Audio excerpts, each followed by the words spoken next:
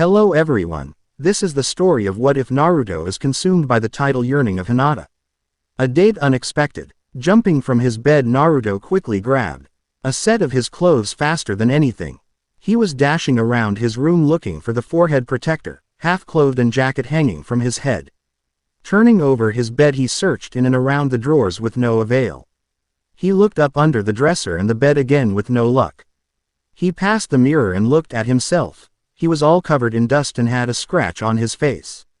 Ah, where did I put it? He asked himself, jumping around the room. Where is it? That's the protector that Iruka-sensei gave me when I became a ninja. He yelled to himself, hitting his forehead protector. Wait.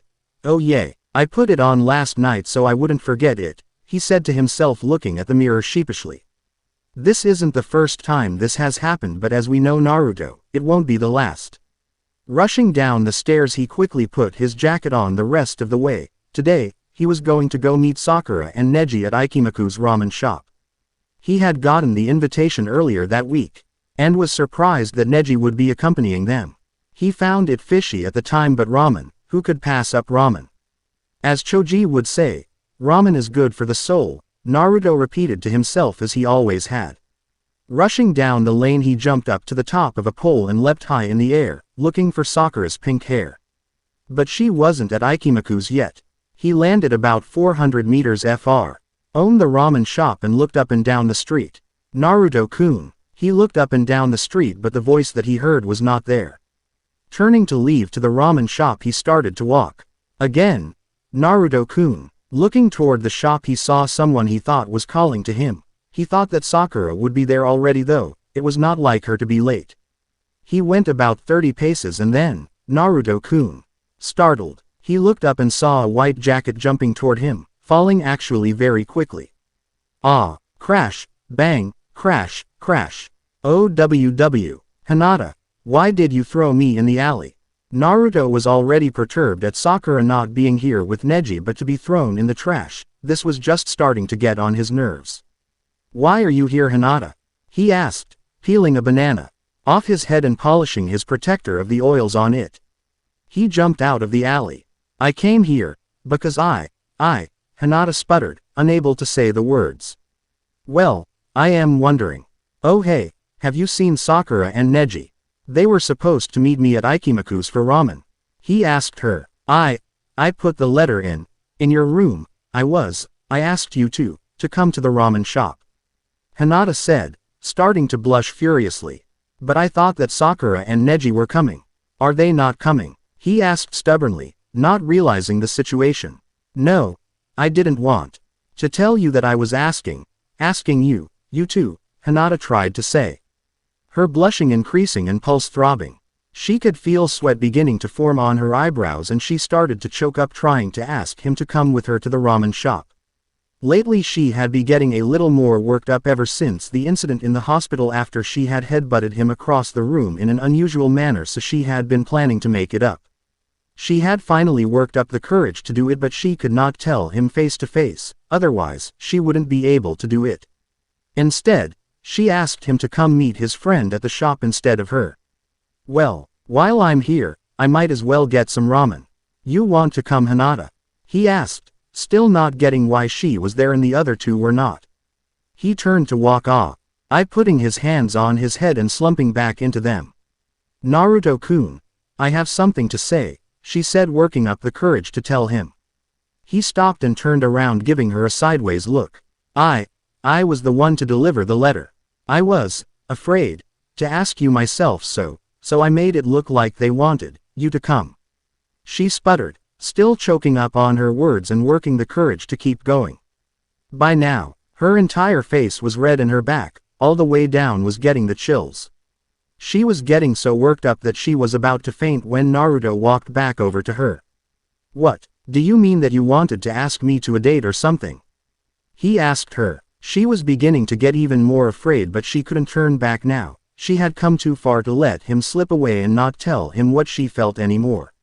Clearing her throat, yes, I wanted to ask you out. I want you to come to the ramen shop with me. I know that you like it and I haven't been in a while, so will you? Her heart was pounding at the muscles in her entire body were clenching and shaking at this point.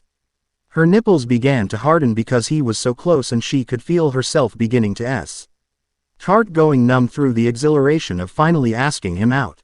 Okay, I'll go with you, Naruto said, smiling. Come on, I'll even pay. This is very unlike Naruto, but it builds with the story. He held out his hand and she looked at it, heart thumping. She reached out, slowly, ever so slowly, shaking her hand towards his until he reached and grabbed her hand.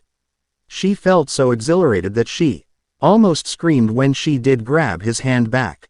They started walking hand in hand over to the ramen shop. It was the best thing that had ever happened to her, and she hadn't even fainted yet. She let out a huge sigh of relief and started to walk with a new dignity. Though still timid, she began to walk with him, hand in hand to the ramen shop. Across the way, Sakura, who was going on an errand for Tsunade after asking to be a medic, was looking across the way and saw Naruto and Hinata. She looked for a minute and started playing with the bow of her forehead protector. She watched them walk away from her and started to feel something she had not felt for Naruto before, jealousy. She quickly scorned herself for even thinking this and turned to walk away, but before she knew it, she was captivated by that sight. The sight of her imposed self, and Naruto walking toward the ramen shop together. She wondered why she was feeling this way. She had never had feelings for Naruto before. Even after 2 years of not seeing him, he was only ever a friend to her. She loved Sasuke. Even though he has gone missing and has teamed up with Orochimaru, she still didn't have feelings for Naruto of all people. Or did she? She began to walk over to Kakashi's house to deliver the reports she was supposed to deliver, but with a new burden. She had feelings for Naruto. She had never even thought it was possible to have feelings for someone as insensitive and stupid as Naruto, like what Hinata had for him. After more scolding and some careful contemplation, she finally got to Kakashi's house. She knocked on the door. Turning around and looking, wow, his house really has a good view of the village, she said, looking out towards the Hokage's tower. She turned around and Kakashi had not come to the door. She could hear footsteps in the distance, so she didn't mind. She looked back out at the village, looking toward her own clan's district. Then turning to the deserted Uchiha district. Her thoughts trailed off to Sasuke. Wondering where he is, why he had deserted them all because he wanted absolute power to defeat Itachi. Sakura, what is it? She turned around to see Kakashi in a bath towel, his mask still on and his protector over his Sharingan eye. Konnichiwa, Kakashi-sensei, she said, startled. Did I catch you at a bad time? She said, going into a daze, in the corner of the eye. She saw the ramen house and started to stare at it, forgetting about Kakashi. Do you have something for me, Sakura? Kakashi said, wondering why she was just staring blankly over toward the training grounds. Oh, here. These are some of the reports that Tsunade-sama has done. She wanted them to be reviewed by next mission assignment for you, which will be in 3 days. She said, looking back over at the ramen house. Ah, she said that she would have something like this for me too. He looked at Sakura again. She was staring right at the ramen house. He looked and wondered for a second. Sakura, is there something you want to talk about? Taking off his headband, he used his Sharingan to look at the place she was looking at it. Hinata and Naruto. Is she in love with Naruto? He said to himself. She stuttered, still unable to speak of it. She wondered if she should tell Kakashi. She looked at him, his Sharingan was out. Most likely he was looking where she was and he knew. Sakura, look at me. Kakashi ordered. What is it, Kakashi-sensei? This. Sharingan hypnotize. His Sharingan began to rotate and she was in a hypnotic trance. Now, what is bothering you, Sakura? Let's start with Naruto. A love unnoticed. She stuttered, still unable to speak of it. She wondered if she should tell Kakashi. She looked at him, his Sharingan was out. Most likely he was looking where she was and he knew. Sakura, look at me. Kakashi ordered. What is it, Kakashi-sensei? This. Sharingan hypnotize. His Sharingan began to rotate and she was in a hypnotic trance. Now, what is bothering you, Sakura? Let's start with Naruto. So Sakura proceeded to tell Kakashi everything, starting with when she was walking to his house and saw Hinata with Naruto.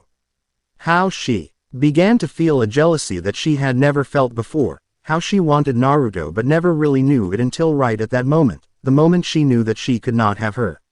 Then she went back, to when she first met him. How his weirdness was tolerable and when she had liked Sasuke, when he was just a little kid. Then she was silent for a long time, tears coming out of her eyes. Even though she was under the influence of the Sharingan, she was still able to comprehend what she was doing and was able to do some things. She had not wanted to tell Kakashi all that, she had not wanted to say anything at all. But it was better that she had. Her ninja instinct finally kicked in and told her it was probably better that she say this now so she didn't hold on to it and it interfere with her life. I've heard enough. Kakashi put his protector back over his eye and Sakura collapsed onto the ground crying. I'll be right back. Kakashi left. He was going into his house and he threw a bottle of water to Sakura. You have already cried enough to fill the wave country's ocean. He chipped. He closed the door. Thanks, she said before she closed the door on her. She recollected herself and sat down on the steps. She was still crying furiously, she didn't know what came over her. She had never felt this way, why did she feel this way about Naruto of all people? She looked over at T. Ramen house and wondered what Naruto and Hinata were doing. What are you going to order, Hinata? Naruto asked curiously. Maybe the ramen with extra fish and bamboo shoots. She said, only after a few minutes. She had already been able to get rid of her stuttering around Naruto. Her pleasure of his company was already overpowering her fear of being around him, her fear of his rejection and him not liking her. She was getting her courage back up to be around him. Well, I'm going to have the same thing with extra meat in it. You really know how to eat ramen, Hinata-san. Naruto said. He was extremely satisfied that she was with him. She was very pretty and he had never let out his real feelings for her because she was always acting so weird. Every time he had tried to talk with her, she had either fainted or hit him away. At least that had stopped. He remembered the last 3 times she had put him in the hospital because she had hit him so hard with her gentle fist juken punches. They walked into the shop and sat down at both of the center chairs. They were the only ones there, so Naruto was happy that it would not take long for their food to get done. Hey, old man, he called. Even though it would be fast, he was still impatient for the food to be there. Hey Naruto, glad to see you. Hey, who's your friend you've got there? Out on a date are you? He asked, nudging him silently. Oh, it's Hinata, one of the main branch Hyuga clan. He stated. When Hinata heard this, she started to blush. She did not know that he knew so much about her. And everyone still thought he was stupid. Yeah, my father is Hyuga Hiyashi, the clan leader. She said. Thank you Wolf Diablo for his name. For the life of me I couldn't remember it. She was beginning to blush even more when, hey, Naruto, are you and your friend gonna order? Oh yeah, we're hungry. Hinata wanted the ramen with extra fish and bamboo. And I'll have the same thing with extra meat. He said, throwing his fist into the air. All right there, I'll have it done in a minute. He leans over to Naruto and whispers, this is on the house. Naruto kept looking at Hinata, her hair, now long and down to her arms. How it was uniquely brushed. The way she kept looking at him with this strange, analyzing him softly. It was unlike him to feel this way. He had never had anyone to care about him or care for him. I mean, sure, he thought to himself. Sakura is my friend, so is Kakashi and Granny Tsunade, and plenty of other people, but no one has ever cared for me like this. Hinata was thinking the same things. She had always been looked down on upon in her clan. She was always tossed out, especially after losing to Neji in the Chunin exams. Though now, over 2 years later, she has been able to redeem herself slightly. She has been able to come back, but it has never been to her benefit.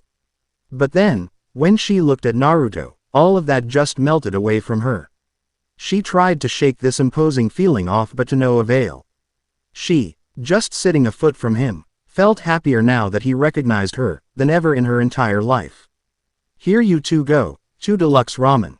Enjoy, he said, dropping the ramen right in front of them. Naruto grabbed a pair of chopsticks and broke them apart. Itadakimasu. Thanks Firelord for the correction. Wow, this ramen is good. I don't know why I haven't come here more often. Hinata said. She looked at the bowl, and a muddy reflection of her looked out of it. Looking up into a mirror, she saw herself in a reflection. Then as she looked closer, she saw Sakura coming up to them.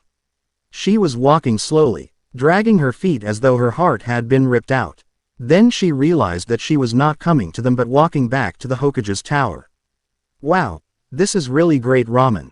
I hope that this could be made better by more of those fermented bamboo shoots like I got you last time. Naruto said, beeping down the last of his ramen. Yeah, it would be hard to beat those. Or the diet ramen that you, Sakura, and Choji helped make. The ramen shop owner said, looking over at Sakura walking by. Hello Sakura, we were just talking about you. He called over. Sakura had had an increasingly hard time since she had talked to Kakashi. She was sitting on his stairs crying while thinking what had happened. Kakashi came out of his house, fully clothed and had his book in tow. Make out tactics. He had never put it down after he had gotten it. Even after reading 4 times he still had to read it again and again because of what Naruto had done at the test he had given them.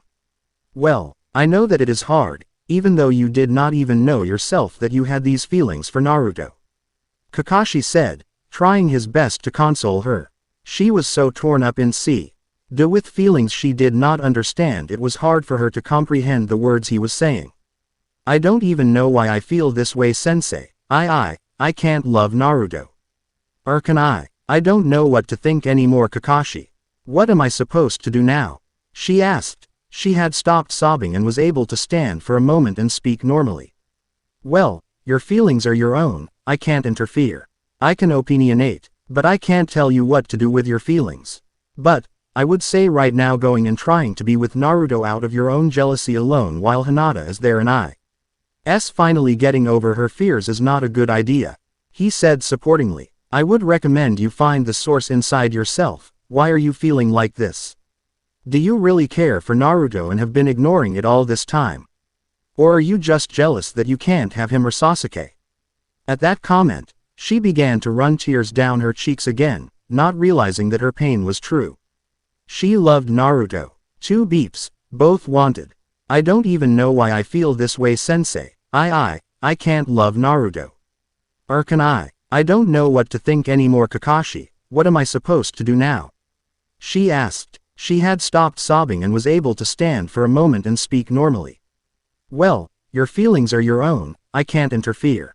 I can opinionate, but I can't tell you what to do with your feelings. But, I would say right now going and trying to be with Naruto out of your own jealousy alone while Hinata is there and is finally getting over her fears is not a good idea. He said supportingly. I would recommend you find the source inside yourself. Why are you feeling like this? Do you really care for Naruto and have been ignoring it all this time, or are you just jealous that you can't have him or Sasuke? At that comment, she began to run tears down her cheeks again, not realizing that her pain was true. She loved Naruto. Hey, are you gonna come over and enjoy some ramen with us or not, Sakura? Hinata and Naruto both asked questioningly.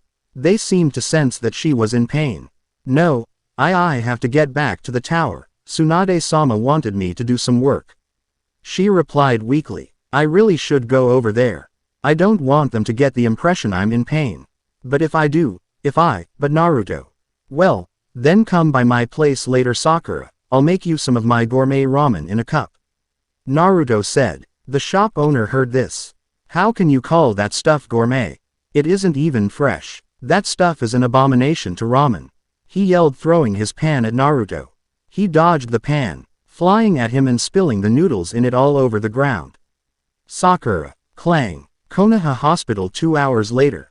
Sakura was lying unconscious on her bed, a large bruise and contusion where the pan had hit her. Her hair was able to cover it. Beside her bed her head protector was on an oak nightstand under a dim lamp. The shades were not drawn on the dividers, so all there was a steel frame around the bed. It was already nightfall and Naruto and Hinata were waiting to see if she was alright. The shop owner had closed shop and had left the hospital just a little bit ago. He had gone to tend to his family. Hinata had already sent word to her father about the incident and let him know she would be late getting home if not at all that night. They were both sitting asked from her, looking intently for any sign of movement from her. Hinata had already started to fall asleep in Naruto's arms. He laid her head on his lap, stroking her hair. He began to wonder to himself how he had neglected to realize for 4 whole years how much she had cared for him and how much he ignored her. All those times that she had done things for him out of her love for him. All to have it a one-sided relationship for all that time. He was wondering how she did it. He started to look across the room, looking for the headband that Sakura was wearing. He stared at it, remembering when he got his first headband and realizing after all that his headband was not his original one. It had been destroyed through the training he did with Ero Sennin. They had sufficed by attaching the metal plate to a new backing, but it fell apart, so they had a new one made. It was stronger than the original and was able to hold up. Hinata began to toss in her sleep. He slowly lifted her head so that he didn't wake her and got up. He walked over to Sakura, still sleeping from the concussion. He looked at her, remembering the first day that they were all announced as a team, the first mission, the training Kakashi had put them through. They were the first team to ever pass his test, and they did it with flying colors. With all these memories, he grabbed Sakura's hand. "I'm sorry for being such a jerk over these past years, Sakura. Earlier you called me not changed when I first arrived back here in Konoha. I have changed, just not to the extent that you wanted." He bent his head, placing Sakura's hand on his hair. "Baka," she said weakly, grabbing a handful of his hair. Startled, Naruto tried to lift his head, but Sakura had him in a lock and pulled him closer and closer. Coming toward her face, she beeped him. It was a beep full of passion, not like anything she had ever done before. After she let him go back and passed out after letting go of his head. Stunned, he continued to bend over her. His brain said move, but his body was frozen by what had just happened. He tried to replay over and over what had happened. "What are you doing, Naruto?" Startled, thinking that Hinata was up, he sat in the chair he had drawn up when he realized that it was only Tenten and Neji who had come in to see Sakura. Is this a bad time?" Tenten asked questioningly, repressing a storm of giggling and laughing. Neji just held his composure, wondering what was going on. He was down the hall at the time and had not seen what had happened. Naruto stammered, trying to find words. It was nothing. I just took her protector off," he said, hoping that she would buy it. "All right, I believe you," Tenten said. "About as far as I can laugh at you from. I wonder what he was doing." We just came to drop off some flowers for Sakura and go out. Me and Tenten are on a mission tomorrow, so we stopped by to see if she was awake yet." Neji has a way for understating the obvious.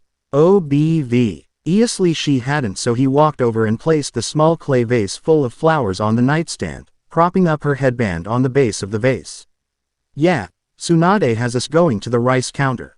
Why? To investigate missing persons reports from all over. They wonder why there are more than normal, so they are calling for ninja from us and from the wind country and from the wave country." Tenten continued to explain. "Wow, they really are desperate to shut down Orochimaru and get him out of there, to outsource at the same time to all 3 countries.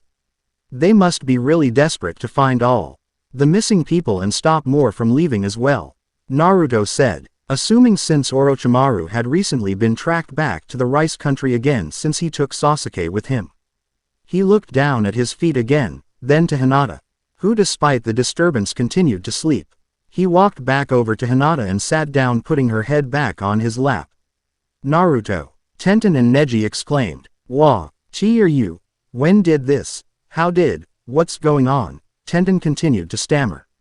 Neji stood in disbelief, looking at his cousin with her sleeping head in Naruto's lap. "Well, it all started when Hinata asked me to go get ramen with her. She had originally given me a note saying that you and Sakura were going to meet me there, but it was her instead. Well, we were eating ramen and Sakura walked by. When I asked her to come get some gourmet ramen cups at my house, the owner got mad and threw a pot at me but hit Sakura." Naruto explained. He didn't understand that he was supposed to tell her why Hinata's head was on his lap. "Well, when did you and Hinata?" Neji started to ask him. Tenten cut him off though. "Why has no one heard that you two are going out yet?" Tenten exclaimed. "Honestly, we haven't told anyone. It was only a few hours ago and only you two and Sakura." Well, his thoughts trailed off to what just happened, trying to block out what Sakura had done. He stroked Hinata's hair again, looking at her. wondering what she was dreaming about, falling into a deep thought when the sound of Neji and Tenten's voices brought him back. Well, I think you make a cute couple, don't you, Neji? Neji, say something, Neji, Tenten demanded, perturbed that he would not open his mouth. Naruto, still slightly in his daze, staring blankly at Hinata. I have nothing to say, Neji said eventually. Looking at the way Naruto was caressing Hinata's hair and shoulders. Finally, he is getting it.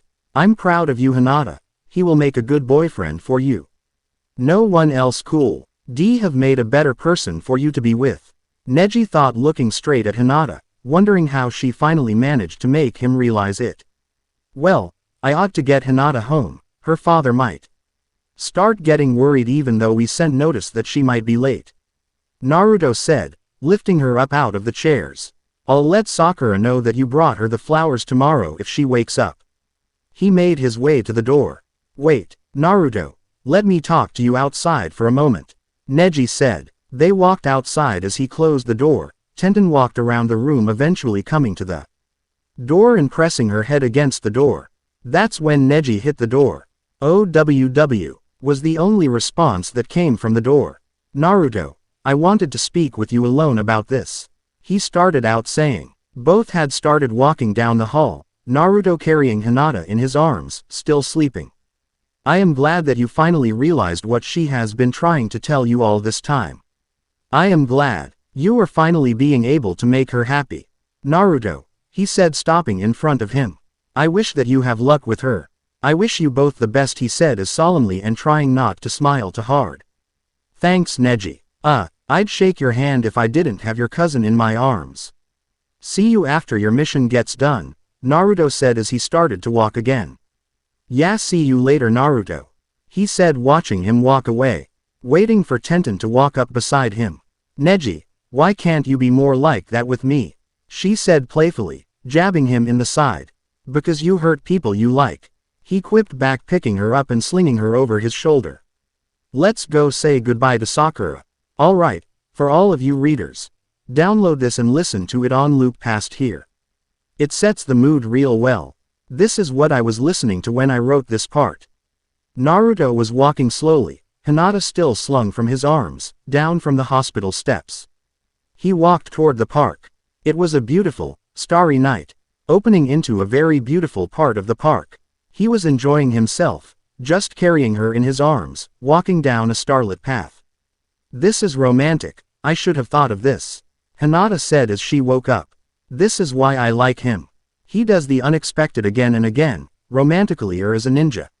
Well, I hadn't originally planned it. It's just the fastest way to your house, he said, caught in the act. Wow, she really is beautiful. Her eyes, beginning to sparkle, reflecting the starlight out of them. How long have you been carrying me from the hospital? She asked. I can't believe how much he has avoided me until today. He seems perfect. Do you want to walk? He asked, continuing to walk. Why would I want to walk? You carrying me like this is so romantic, she said back, snuggling her head up against his chest, wrapping her right arm around his waist and turning toward him, her eyes sparkling, reflecting the moon now, straight toward him. I love you, Naruto-kun. She stammered out, trying to say it repeatedly. She started to blush furiously, realizing that what she just said. How it felt. She felt relieved, yet at the same time. She wanted to pull his face closer to hers. She wanted to beat him. But he beat her to the punch.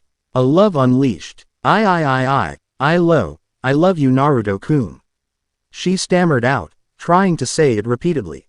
She started to blush furiously, realizing that what she just said. How it felt. She felt relieved, yet at the same time. She wanted to pull his face closer to hers. She wanted to beat him. But he beat her to the punch. While she was lying in bed, she looked at the dank hospital ceiling. Did I really beat Naruto? How could I do something like that? Her entire head was filled with quandary and doubt. Why had she done what she did? Why did she beat Naruto? She thought she loved him, she just didn't know why. Sakura was lying there, still to leave due to the fact that the concussion had been worse than previously thought. They were keeping her just a precaution to keep her from doing anything for a few days. She rolled over on her shoulder and looked at the flowers that Neji and Tenten brought her the earlier that night.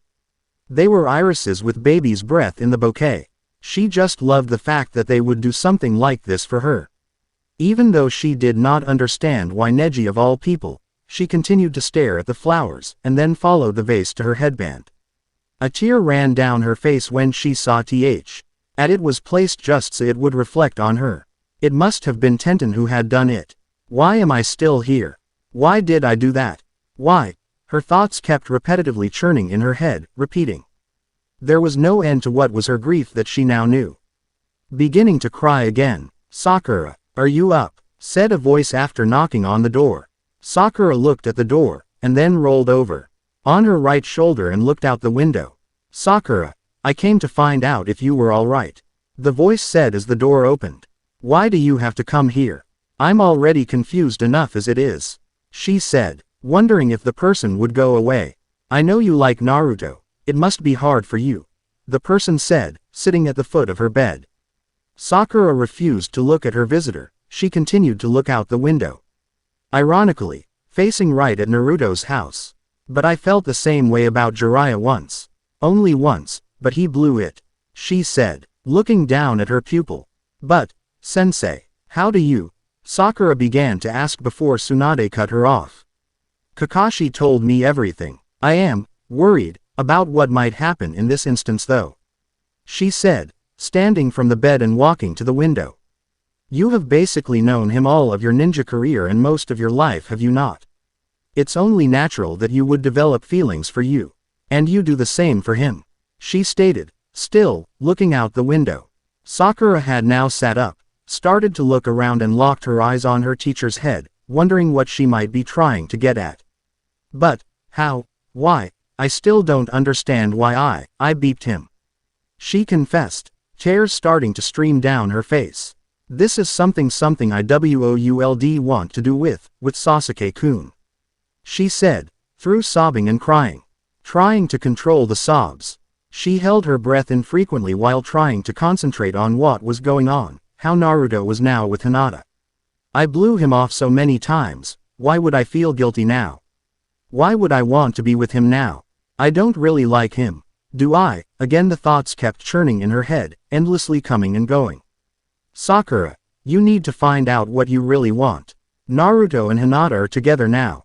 What could possibly drive you to him but that now? You don't ever return as approaches, what other chance does he have but to go with the person that has finally overcome her fears of him? She said, walking back over and sitting on the bed. She really is a woman now. Now she needs to make a decision like one. She thought menacingly. This could explode both of their faces, but she was the one who needed to do it herself, not anyone else. Well, Sakura, I will leave you to your thoughts. I have to go teach Shizune a new technique. Try to do Someth. Inconstructive with that head of yours. She said, patting her on the head before leaping out the window. But, Sakura tried to say, but before she could, Tsunade was gone. Naruto brought his blonde-covered head back from Hinata's. He looked at her, an eye full of passion welling itself in his eyes. She just stared back, piercing his eyes. Her large, white pupils staring intently, twinkling faintly with the starlight. Hazed over by tear water. All she did was stare, and all he did was stare. For minutes he stood holding her, both exchanging piercing passion-filled gazes, waiting for the other to speak. Waiting for the other to make a first move. Finally, after standing for what seemed to be an hour holding her up, he put her down on her feet, steadying her, brushing the hair out of both her eyes. Opening her mouth to speak. Air came out but no words. Nothing audible came out. Naruto looked down at her, lifting her chin, he beeped her again. This time, instead of being in his arms, she was on her own 2 feet. Able to embrace him as she felt fit. They held their embrace for moments. Those moments grew longer and longer until both of them felt that the entire world had melted away. It was only them in the bright moonlight. They finally let it go, again looking at each other, staring right into each other's eyes, not wondering whether to speak of anything to break their moods. I love you, Hinata-san. Naruto finally said, pushing back tears in his eyes. Hinata also was holding back her tears, unable though to speak at all. All she could do after he said that was to hold her self against his chest as hard as she could. She buried her face in his jacket and just let her tears flow. All of a sudden 4 years of pursuing him, 4 years, trying to get him to see her. 4 years, of her crush on him, has finally paid off. She had always loved him, and now he finally responded equally to her. As she held him tighter, the only thing he could do was do the same thing. They sank to their knees holding each other, Hinata letting out a steady stream of tears, beginning to soak through to his chest. Her grasp finally loosened. She gripped him as more of a passionate grip instead of a grip of longing. They were both just overcome with joy. Finally, Hinata had calmed down to the point where she could get back off the ground. They stood, interlocked, wrapping their arms around each other, and began to walk toward her house again. Now that both of them had said the magic word, everything seemed so much more real. It seemed to have a new level of purity to it. They seemed to be more in sync, walking the same, both fully concentrated on the other. They eventually reached her house. Walking toward the front doorsteps, they stopped, looking out toward the open areas of the front of the house and the yard. The entire area was lit by the moon. "Well, I need to be getting inside," she said, turning and looking him in the eyes. They were completely illuminated with a slight glow by the moon. His whisker-drawn face looked to her fuller with life more than ever. She put her hands on his face, drawing them down his face and neck, down his chest, and then finding his hands on the sides of his body. She drew him in for one more beat before she left for bed. The only thing wrong was there was an audience in the presence.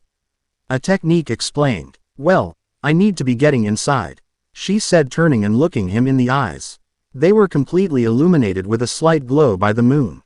His whisker-drawn face looked to her fuller with life more than ever. She put her hands on his face, drawing them down his face and neck, down his chest, and then finding his hands on the sides of his body. She drew him in for one more beat before she left for bed. The only thing wrong was there was an audience in the presence. She turned to go back inside her house, satisfied with the day she had had happen in front of her. She had single-handedly gotten Naruto to go on a date with her, gotten rid of her fear of speaking to him, confessed her love to him, and gotten her first beep ever from him. This was the best day of her life, and nothing could keep it from getting any worse. She turned to look once more as she opened the door, then with a quick wave entered her house and shut the door. Naruto, on the other hand, was both satisfied and confused. Now he was in a quandary. He loved Hinata. She had finally come up to him and he understood now. But Sakura, the image of Sakura beeping him kept repeatedly popping up in his head. For everything he did to get rid of it never worked. It stuck to him like beeping Hinata. Except the more he tried to push it out, the brighter the image became, like a moth going to a light, except in this case the light was love. He went home and went to go sleep, still wondering what to tell Sakura. It's not like he had already been rejected by her hundreds of times before. Now, he had finally begun to move on. Why should he go back? He went into his bathroom. After stripping off his jacket and shirt, he looked at his chest. The seal, he saw the faint residual coloration of the seal appearing in the mirror. Not when he activates the power. Just the faint appearance of the seal, like the binding seal like they attempted to put on Sasuke when they found out about the cursed mark. He traced the path with his own fingers where Hinata had rubbed down from his face and chest. She still did not know what he was. She still did not have any idea, and neither did Sakura. He needed to tell them what they were getting themselves into. Before it was too late for them to turn around. But first, there was someone he had to talk to. He went ahead and stripped down to take a shower.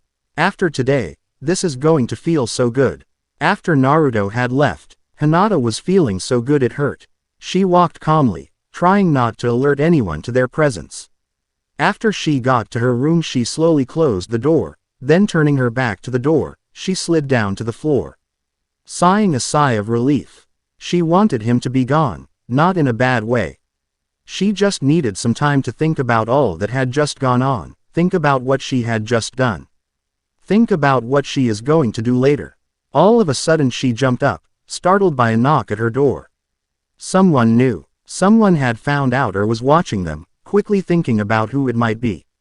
Her mother or father? Oh sure, that would be the end of her life. Her little sister? No, she was already in bed. Thinking quickly. Byakugan, she said in a hushed voice. She scanned who it was. There was no one there. Yet again the voice came. She decided to open the door. Hinata, I wanted to talk to you, said the person in the dark.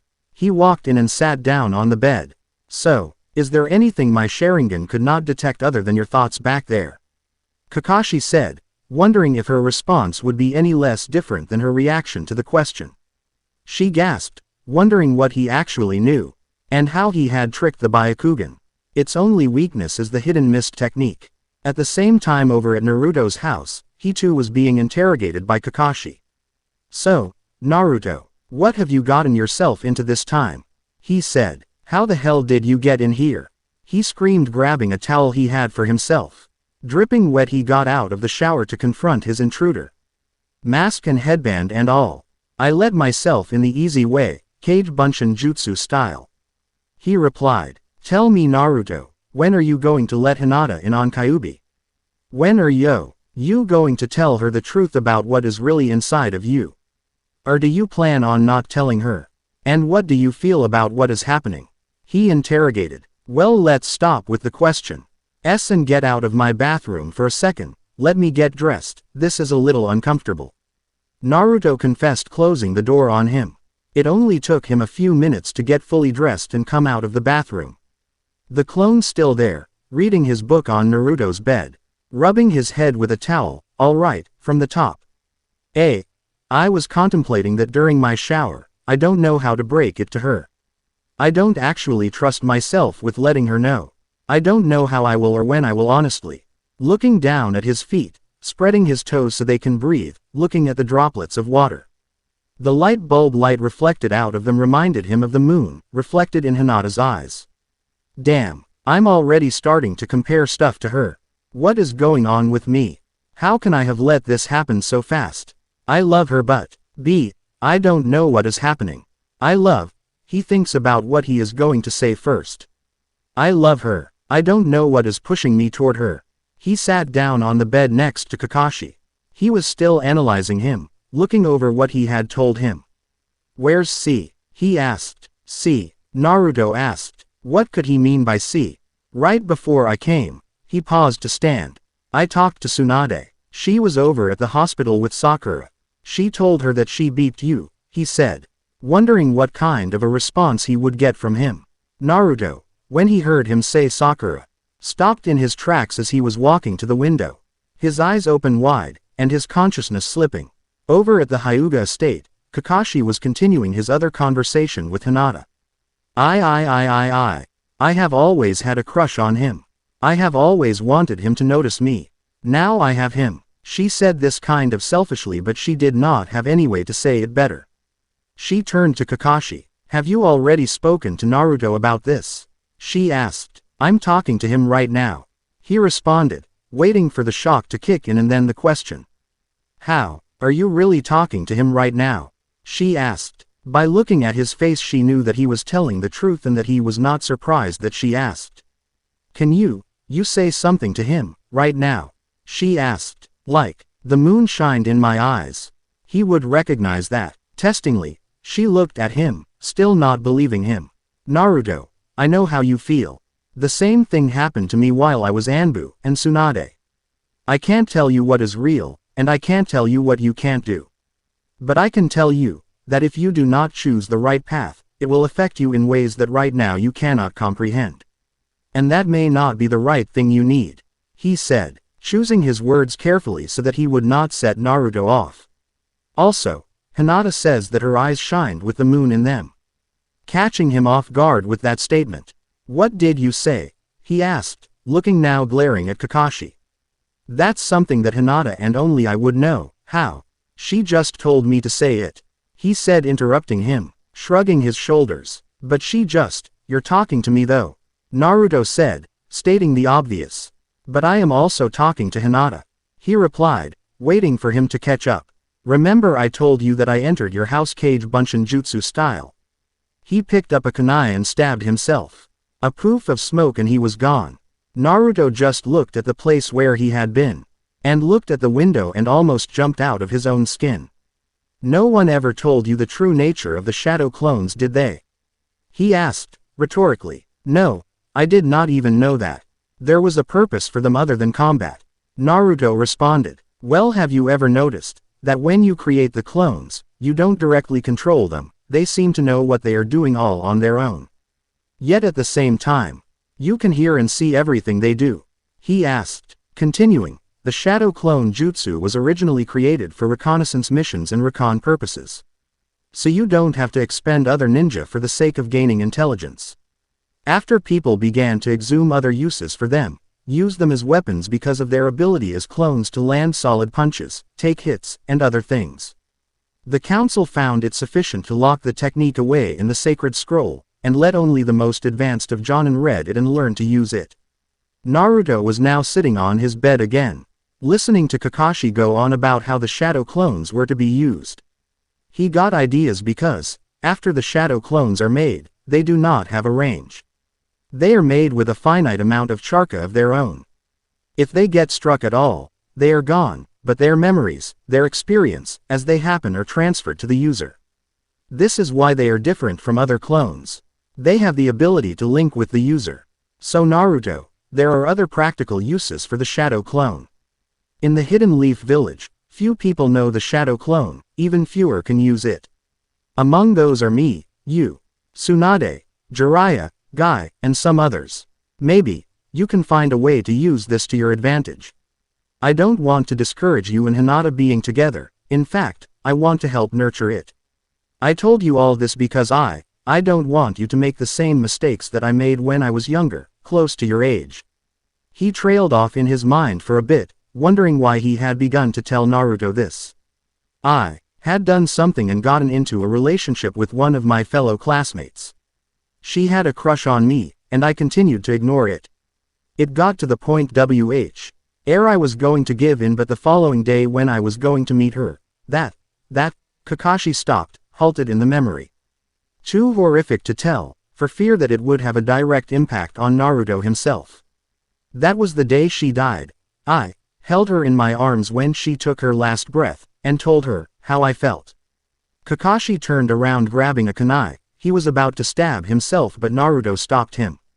Thank you for talking to me. I appreciate it, he said, starting to hold his strengths in order. Tell her that I beeped first. That should tell her that you told her the truth about being able to do this. Then he punched him in the stomach himself. Well, Hinata, I must go. Those reports that Sakura delivered to me earlier to do for Tsunade. I will be in touch with both of you. Like I said to Naruto, I don't want to terminate this relationship you two have sought out from each other, but I don't want to let you both make the same mistakes that me and Tsunade made. Oh, and Naruto said that he beeped first. And with that, he stabbed himself with a kunai, disappearing into a poof of smoke. She looked as he poofed into dust, and then finally believed what had happened. Ed was real and that he was talking to Naruto. This was a night worthy of a good night's sleep on. A pair of truths revealed. Thank you for talking to me. I appreciate it, he said, starting to hold his strengths in order. Tell her that I beeped first. That should tell her that you told her the truth about being able to do this.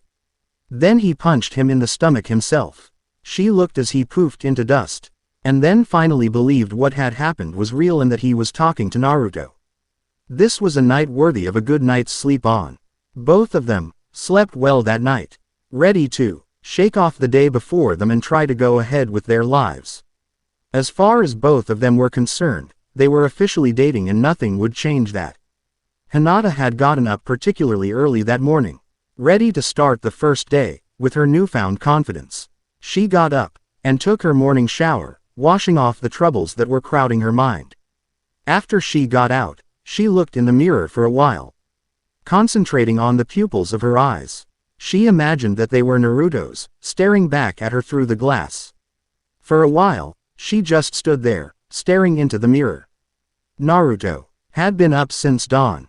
He was wondering if what Kakashi had said was true about the clones, that they had a virtually limitless range. Even though they were clones, they were made from pure chakra. So they were able to walk like real people. Unlike water clones, Clones made from others like fire or air or bugs. They have the ability to retain their shape and their form, the ability to hit without interference. But if they are hit, the Charka barrier would fail and, the smoke poof. Naruto had tried this. He released a clone to take something to Sakura-chan. She had wanted him to bring him the set of clothes he had ripped the other day when he was training with Konohamaru. Sakura-chan. The clone screamed at the door, banging on the door. Naruto, what have I told you about waking me up in the mornings? She replied, hanging out of a window. She quickly ran downstairs to the door, already gathering her Charka in her fist. I'm gonna kill him this time. He won't live to wake me up again, she thought with a maniacal laughter, and this weird smirk slapped across her face. She opened the door and immediately punched toward the gut, but as soon as she hit, a veil of smoke enveloped him and he was gone. The clothes that she was going to fix fell to the ground. Naruto? She asked, confused about what just happened. Was it a shadow clone? But how could that be? He was all the way in his house probably. Or was he? She quickly turned around, trying to see if he had snuck in her house, and looked about the streets. There was no Naruto. Confused, she went inside to begin working on the clothes for him. Naruto couldn't believe that Kakashi was right. He was satisfied that now he could use this to train with himself, and to speak with Hinata. Hinata. He had to break it to Hinata sometime today about Kyuubi. He was slightly mad at himself for taking so long actually to get ready. After getting done his chores that morning, he set out to go seek out Sakura. She had his jacket. Not even bothering with his door, like anyone wanted his stuff, he jumped out the window and started toward her house. Along the way, he started to contemplate how to tell Hinata. She deserved to know. It's actually quite amazing that she did not already. Most people already knew. Even now, due to his recent accomplishments, his status as a container is not as well spread as it was then. He was standing on a roof, looking out toward her house. All of a sudden he was overcome by a wind of empowering strength. He knew how to tell her softly, how to let her know but still keep her trust. He had to show her. He leapt, knowing that it was all it would take to soar over the remaining alleyways to Sakura's house. Landing at her doorstep, he found it wiser to use another clone, so backing up, he created a clone and repeated his routine. Sakura-chan. He yelled up to her bedroom window. Sakura, this time I'll get you. Already gathering her Charka, with his sewn-up jacket in hand. Again she opened the door, but this time the clone was expecting it and jumped when she attacked. He. Still predictable Sakura. Can I have my shirt? He called from his rooftop perch, disbanding the clone. You know how I hate being woken up like that, Naruto. She said, jumping up to him. She wasn't going to hit him, but she just sat with him, looking out toward the Hokage's tower. You know, I really should apologize for beeping you like that yesterday. I don't know why I did it, she said, looking down at his mended jacket. The circular emblem sort of hypnotizing as she stared at it, using her fingers to trace the patterns. Then her memory jogged. During her medical training she had seen this symbol before. She traced it again, forgetting her grief, wondering where this symbol came from. Looking up at Naruto. Lift up your shirt. Naruto looked at her, wondering what she was getting at. Lift it up, she said again, this time, more assertive and commanding. All right, just don't hit me, he responded, lifting the black-stained shirt from his chest. It revealed an almost perfect chest. Not one you would expect on a battle-hardened genin who has been in as many less intense enough to finish the strongest of jonin off. She ran her hands down his chest, just like Hinata did. Kai, she said. She had meant it to be reveal and not release. Immediately, the sign of the seal began to appear. She stared at it, not knowing what to believe. Naruto was stunned, wondering what she had done and why he felt like he needed to explain all of a sudden. Then he looked at his chest and saw that the entire seal had appeared, full colors on his chest. Panicking, he threw his shirt down and grabbed his jacket. He was about to launch himself off of the roof and run off. But Sakura grabbed his leg and prevented him from jumping away. Naruto, she said in a hushed voice, holding back immense tears and sobs, almost about to break out crying. Don't tell me that that is what I think it is, she said. That's the demon seal mark, made by Yotomi himself. Trying to keep her from crying, though not to panic her, He sat back down, embracing her. I need to tell you something. But not here, he said, holding her close. She began to sob, realizing the truth of the situation, finally realizing what Naruto is, why he is in pain, why he is.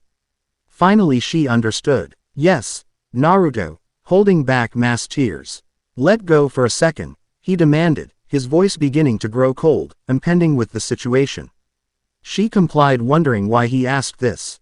Kage Bunshin no Jutsu. Immediately 2 clones appeared in front of him. Pointing to the first clone. You take Sakura to the place, you know where to go. Yes, I'll take her. Believe it, the clone said. You, go get Hinata and bring her as well. He said to the second clone. That clone just nodded in compliance. I have to go talk to someone first. But, Naruto, she began to say. What are you going to do? I will meet you and Hinata there. Just follow the clones there. He explained, burying his face in his jacket. He turned and jumped off the roof, leaving her with the 2 clones. Come on Sakura, said the first clone. The second clone quickly followed its orders and jumped off to go to Hinata and bring her with him. Sakura and her clone quickly departed.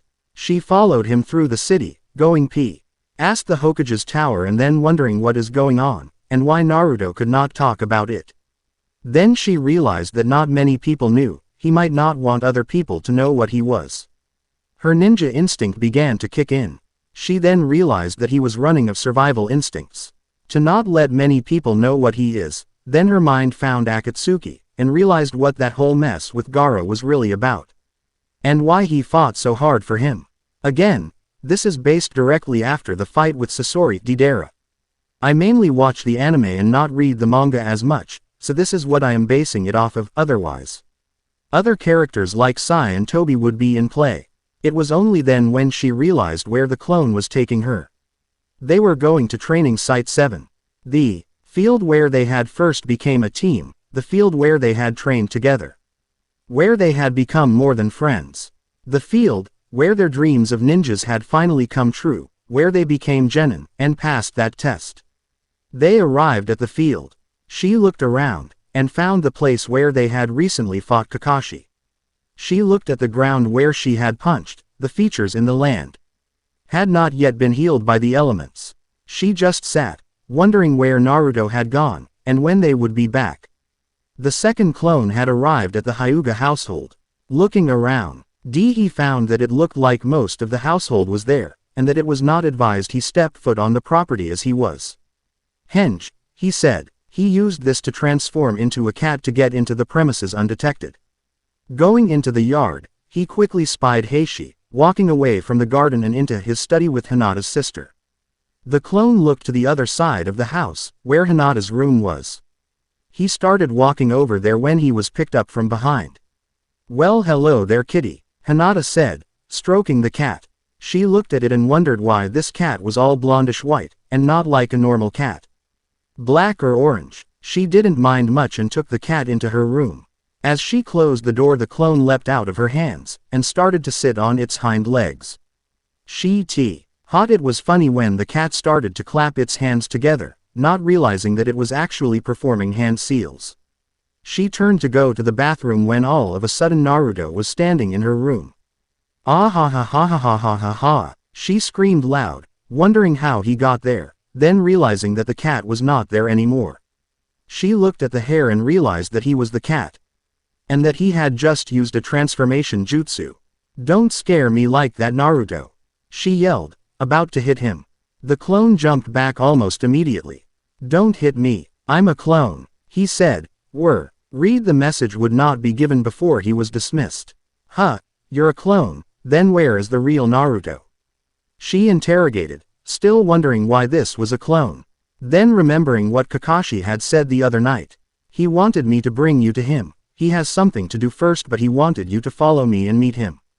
The clone explained. He has something he wants to explain. Well, can't you tell me now? She asked. I hope that Naruto-kun is all right. Worried now that his body might be a mangled heap of blood or something terrible. I won't tell you myself, not through a clone.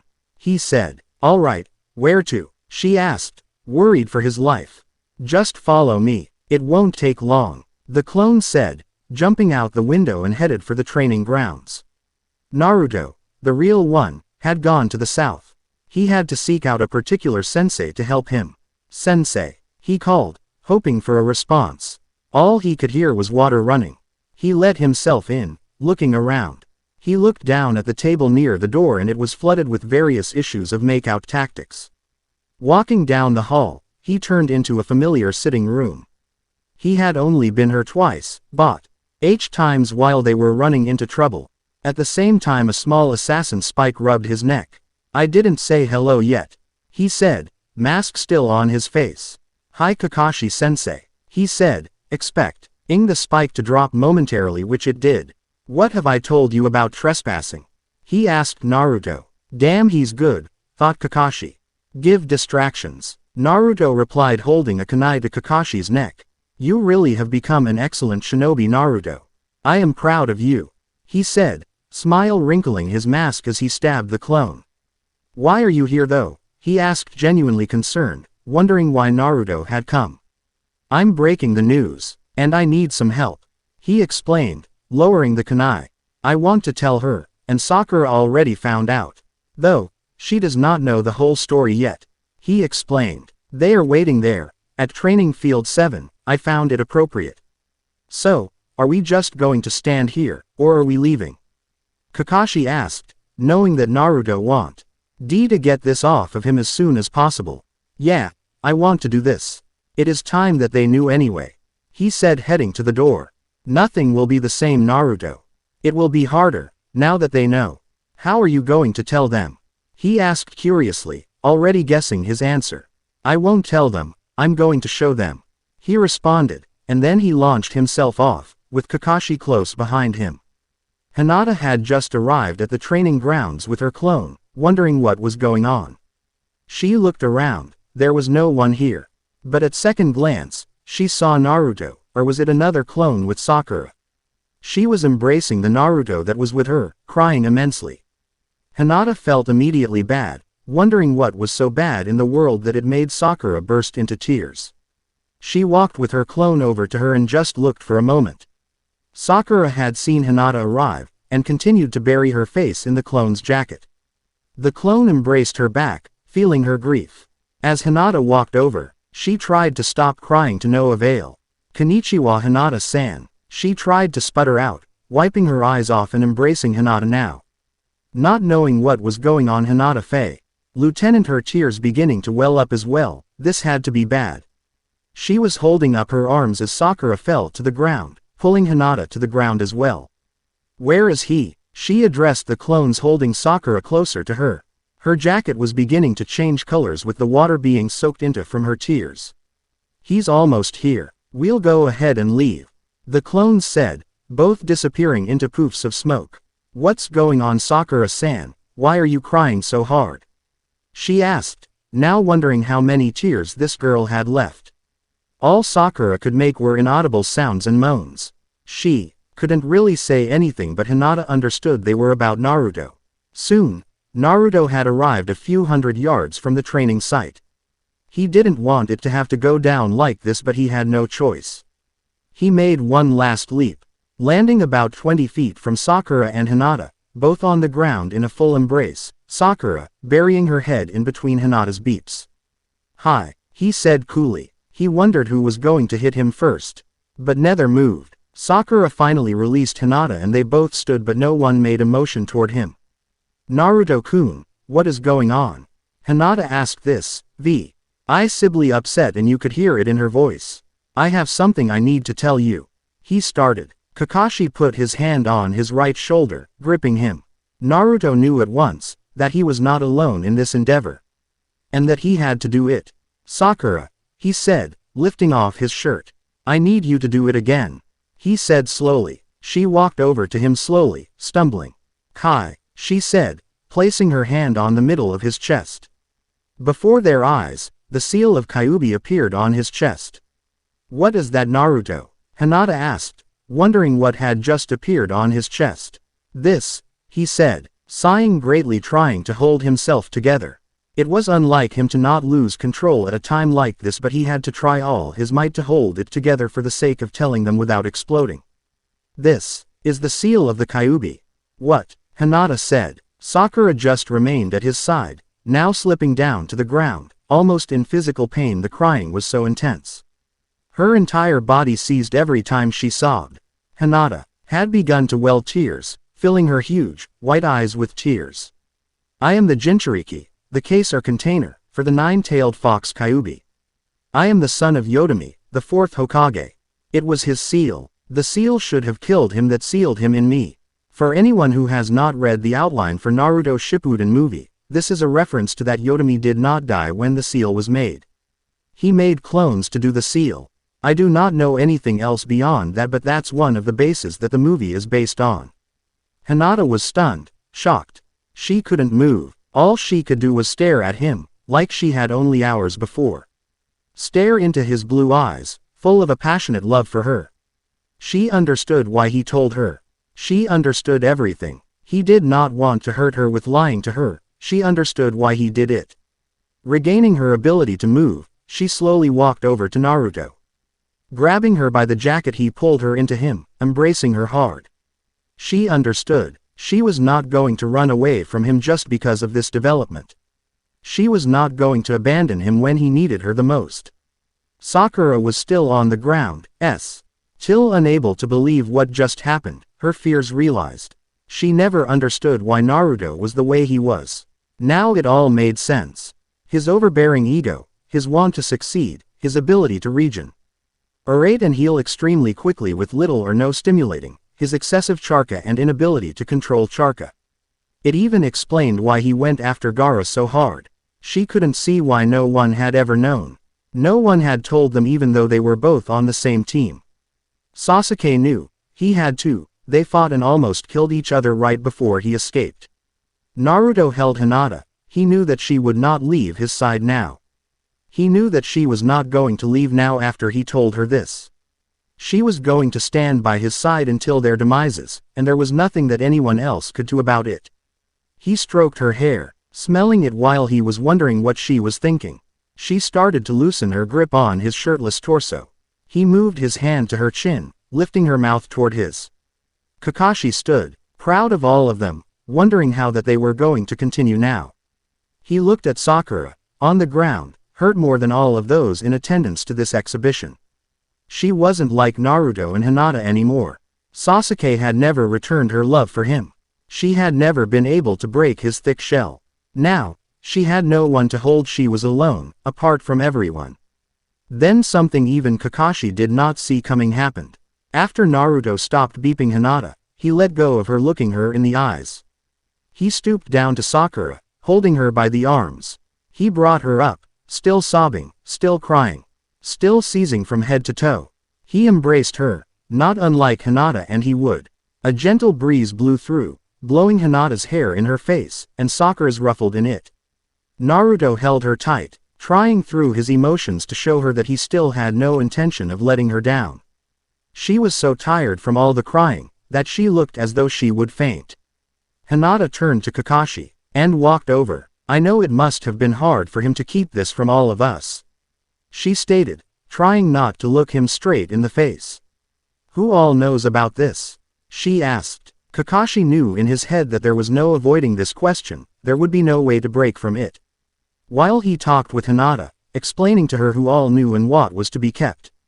Naruto and Sakura held their embrace.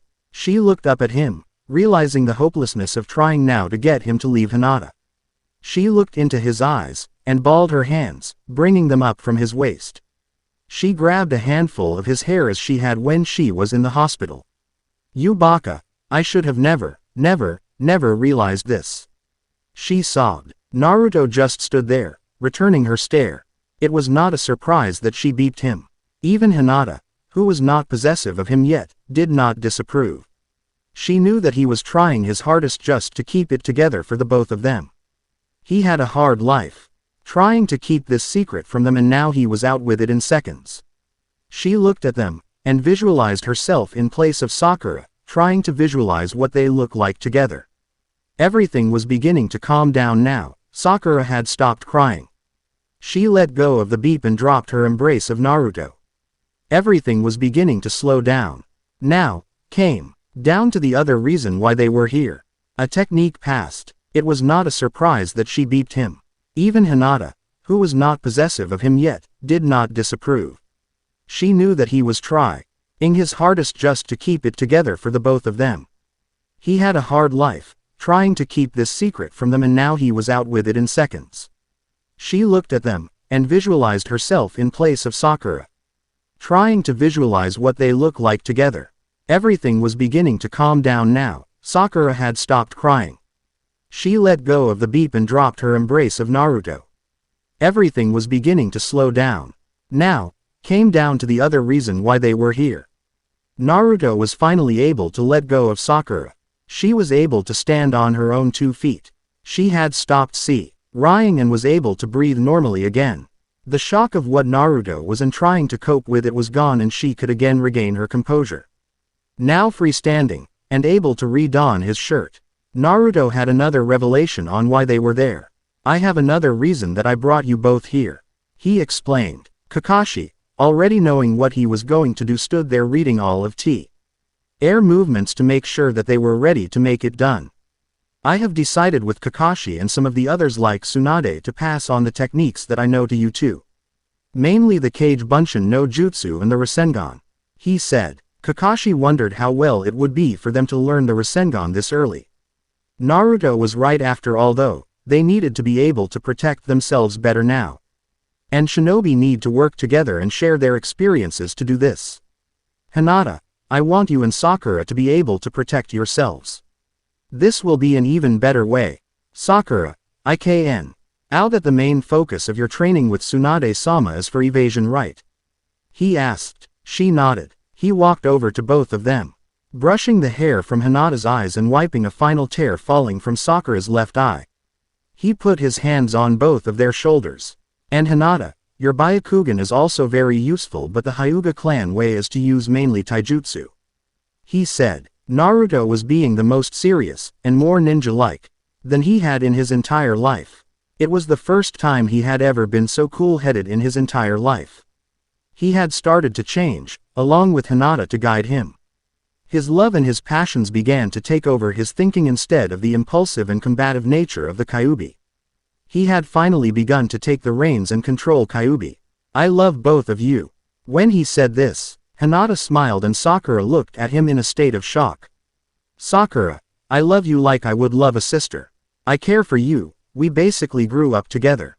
If I had it any other way, the only way I could make my life different was add you in it more. And Hinata, I love you as my girlfriend. I want to always have you by my side, always be there with me. He said this with such caring, with such a passion in his eyes. Such strength that he had begun to muster up from his depths of his soul. Kakashi just watched from the sidelines, stunned at what Naruto was saying. The more he spoke, the more he knew he was maturing right before his eyes. Not only that, it was an instantaneous transformation right in the past day. Kakashi had never been so proud of Naruto in all of his life that he had to bite himself just to keep from intervening in this special moment. He was finally beginning to understand true friendship, love, and teamwork. I wanted to teach you both these techniques so that you would be able to defend yourselves better, and be able to communicate with each other better. He said. Hinata already knew what he meant, nodding in agreement. Sakura, however, was still in the dark on this side of the conversation. So, after the initial dumping of information on what he really was, he was able to teach them the techniques so that they would be able to use them for themselves. Unlike him, they would only be able to make a limited number because of their finite chakra resources. However, the number of them was still impressive that they could both conjure up. They both could make close to 60 clones at the maximum, and were able to successfully control and use 20 at the same time.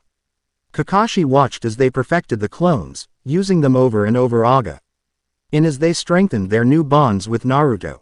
Now one thing I want to mention is that you have the ability to use the clones, unlike others such as water, fire, bug and other kinds of clones, to mold chakra. At this, they both looked at him strangely. Watch, he had one of his clones come over to him.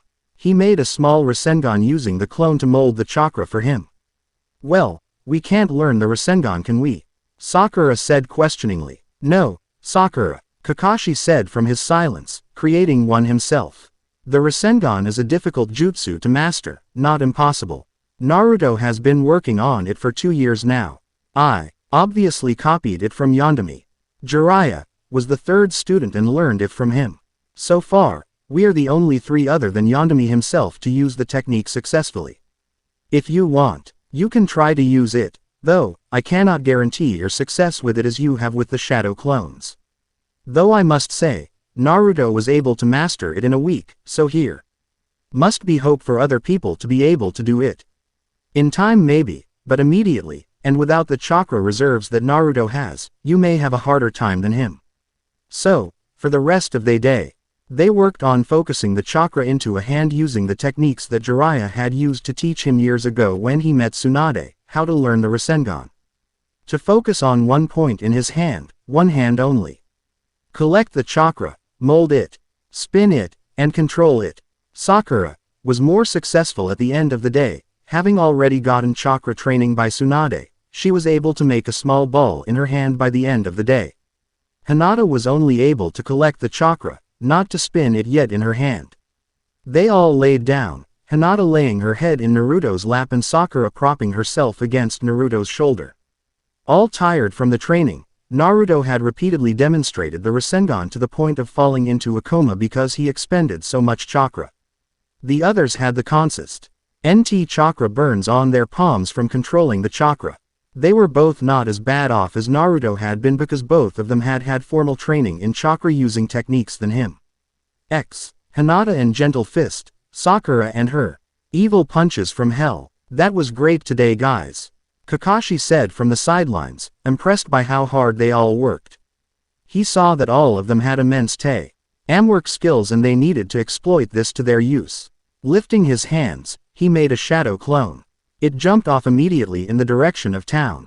Naruto, Sakura, and Hinata were all completely worn. There was no way that they would be able to continue today. Kakashi's clone had just arrived at the Hokage's tower. Luckily, even Kurenai was there. His luck was getting better as the days went. Jumping through the open window he landed just behind Tsunade, who did not even budge from assigning the mission to Team 11 she was doing. And you will only have 3 days to complete the mission. After that, the target will be out of the country and we will have to negotiate with other countries for the retrieval. This is imperative to catch them off guard and we need to do it fast. You have 1 hour to get your gear into the North Gate. You must depart immediately. She said this with a strong conviction in her voice.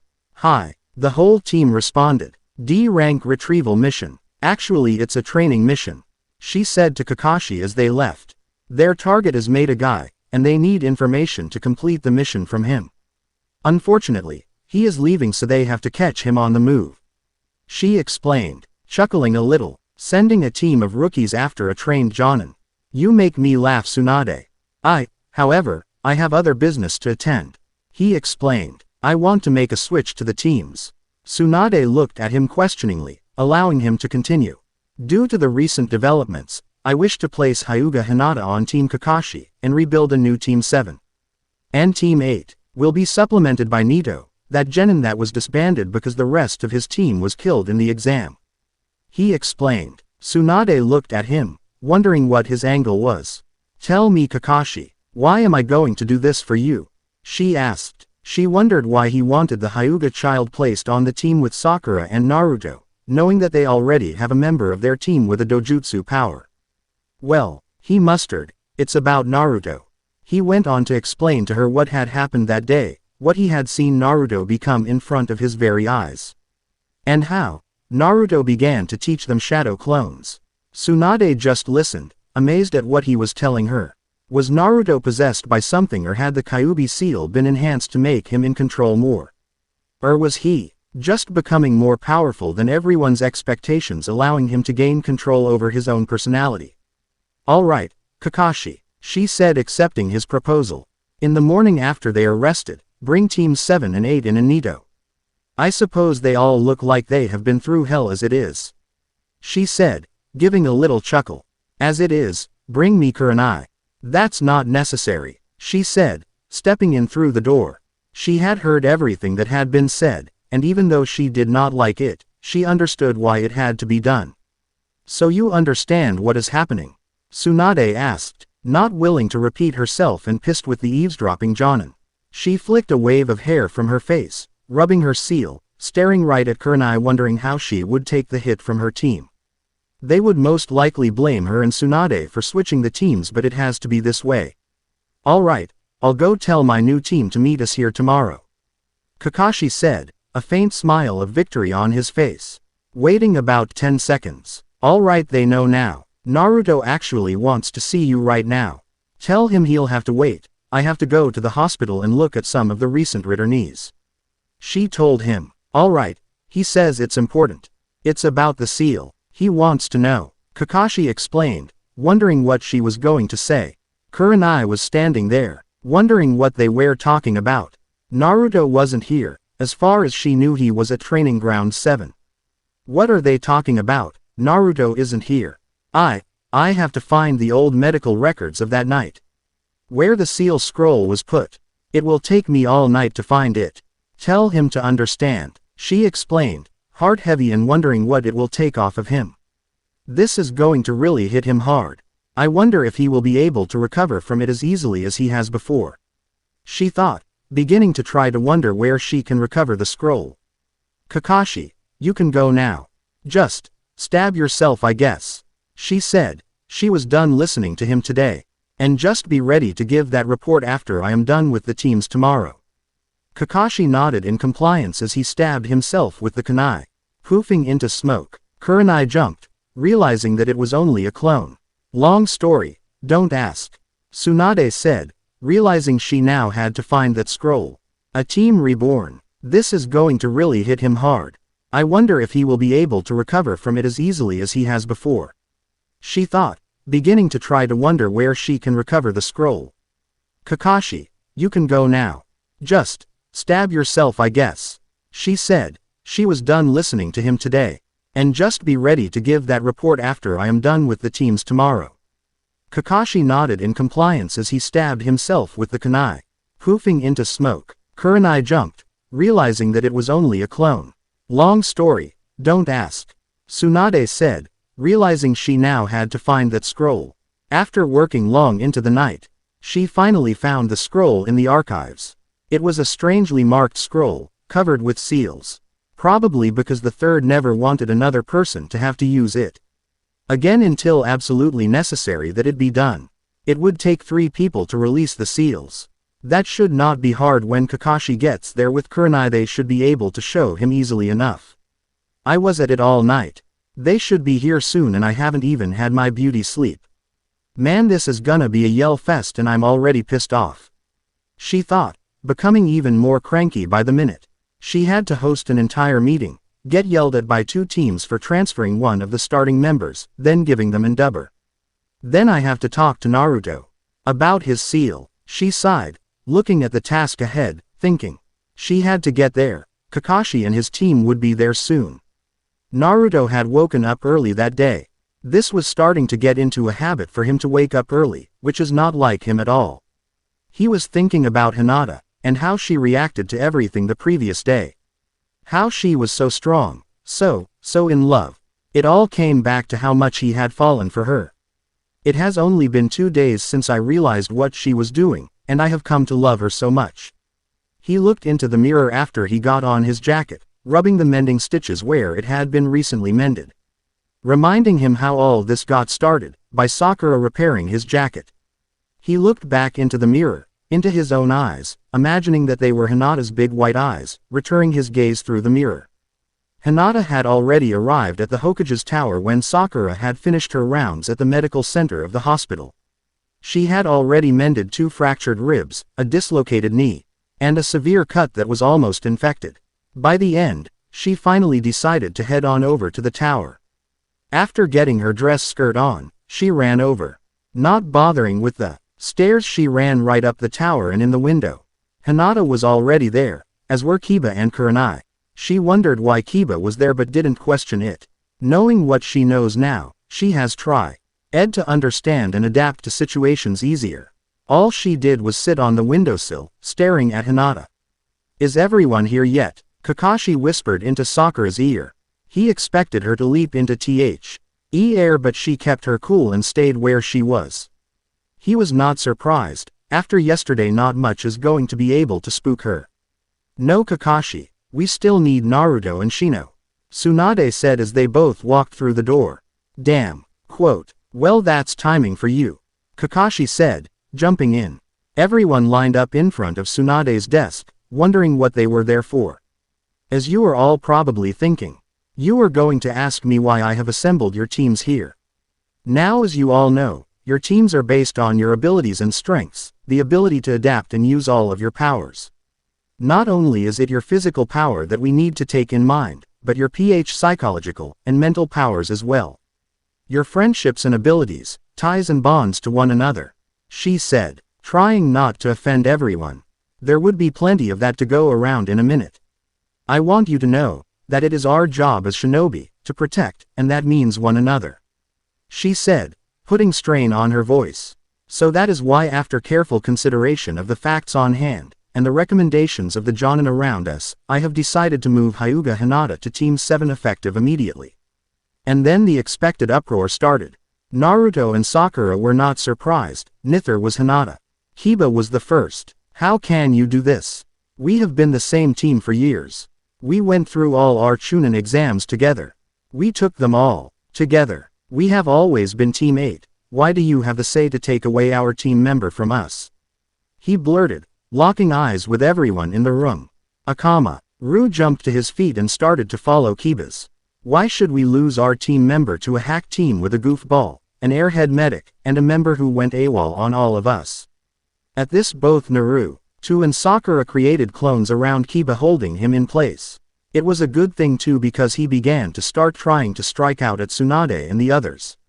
Shino, aren't you going to say anything about this? And what about you, Kurenai-sensei? Aren't you going to try to fight for us? He said, getting desperate for the clones holding him. Naruto and Sakura themselves were standing with their heads down, both solemn. Hinata was the same. They knew the real reason that they were to do this. They were the ones who knew about the Kyuubi. They needed to be able to use that to their advantage and be able to keep it to themselves. It would be easier if they were all on the same team. That, and the fact that they had feelings for one another. Hinata looked at Kiba, trying his hardest to fight off the clones, and Shiro. Emotionless as always, sad and hurt, both remaining members of Team 8 began to wonder, who is our new teammate? Neither of them wanted to say it, but it had to be done. WHO is going to be the new member of my team, Kurenai asked herself, trying to break the tension. She really needed to know who their new teammate was. Nito, was all Tsunade said, looking straight at them. She saw their reactions drop from shock to appreciation. Nito had been one of the Chunin exam failures. He had failed the exam because the other two members of his team were both killed. His talents of taijutsu were unsurpassed, and his growth as a weapons specialist complemented this to the maximum unknown to them. He had already been told everything save for Naruto being the Kyuubi's carrier. When they heard this, they began to calm down. Kiba was calm enough to stop resisting the clones holding him. Naruto and Sakura both dismissed their clones, allowing them to explode into a small white clouds of smoke as usual. He almost fell over, now not being supported by the clones. Akamaru nudged his hand, beginning to growl. Kiba standing on his own, he began to look around, wondering what would happen next. Hinata started to sob because of the truth, tearing her friends apart. All Naruto and Sakura could do was stare at the floor.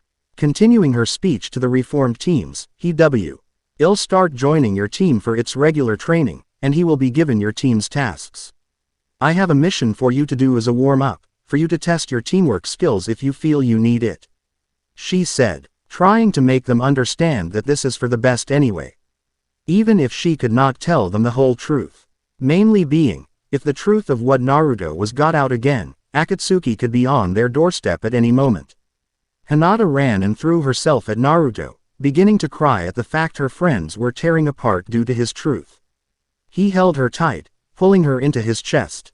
Kiba and Shino stood gaping-mouthed, staring at them. They both wanted to know what was going on but could not open their mouths at the sight of Hinata and Naruto hugging. What's going on here? I mean, what's really going on? Is this why they Ely gotten reassigned? To satisfy him. Kiba screamed, slamming his fists down on the Hokage's desk. Everyone in the room seemed to take a step backward as He tension between the two seemed to build into a bubble around the two. Hinata turned around in Naruto's arms, holding them close, but able to see what was going on. Kiba, now standing in front of Tsunade, who had stood up, now stared her straight in the face. That is not your place to decide what I do with the teams. If I do something I feel is for the good of the village, I expect you to follow me without question. I do not ask much, but to reposition your teams. If you have a problem with that, I will give you the same option I gave Naruto. I will fight you, with one finger alone.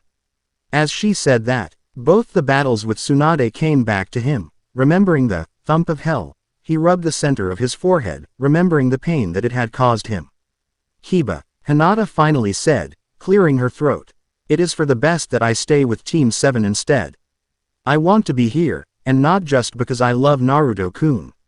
But because I need to get stronger. Naruto, Sakura, Jiraiya, and Kakashi-sensei can help me do that. But for that I need to be with them. She tried with all her might, to defend Naruto and Sakura. Kiba's piercing gaze shot straight through them, and they did all they could to keep from going anywhere. Kiba, Kurenai said, not all teams stay the same. As the time comes for change, it happens. All we can do is roll with it.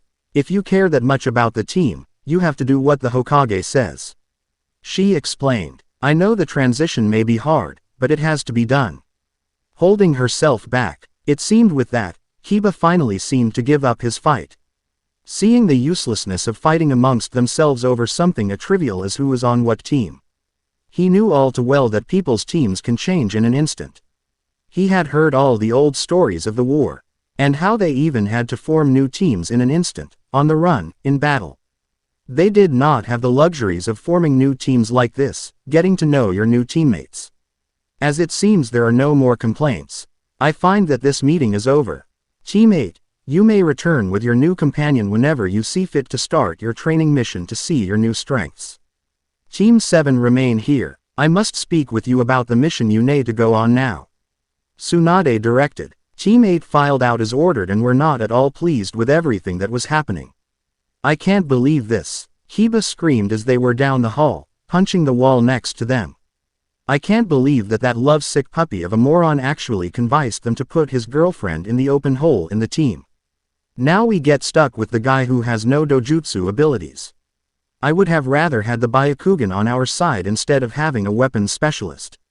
He continued to complain as he walked down the hallway.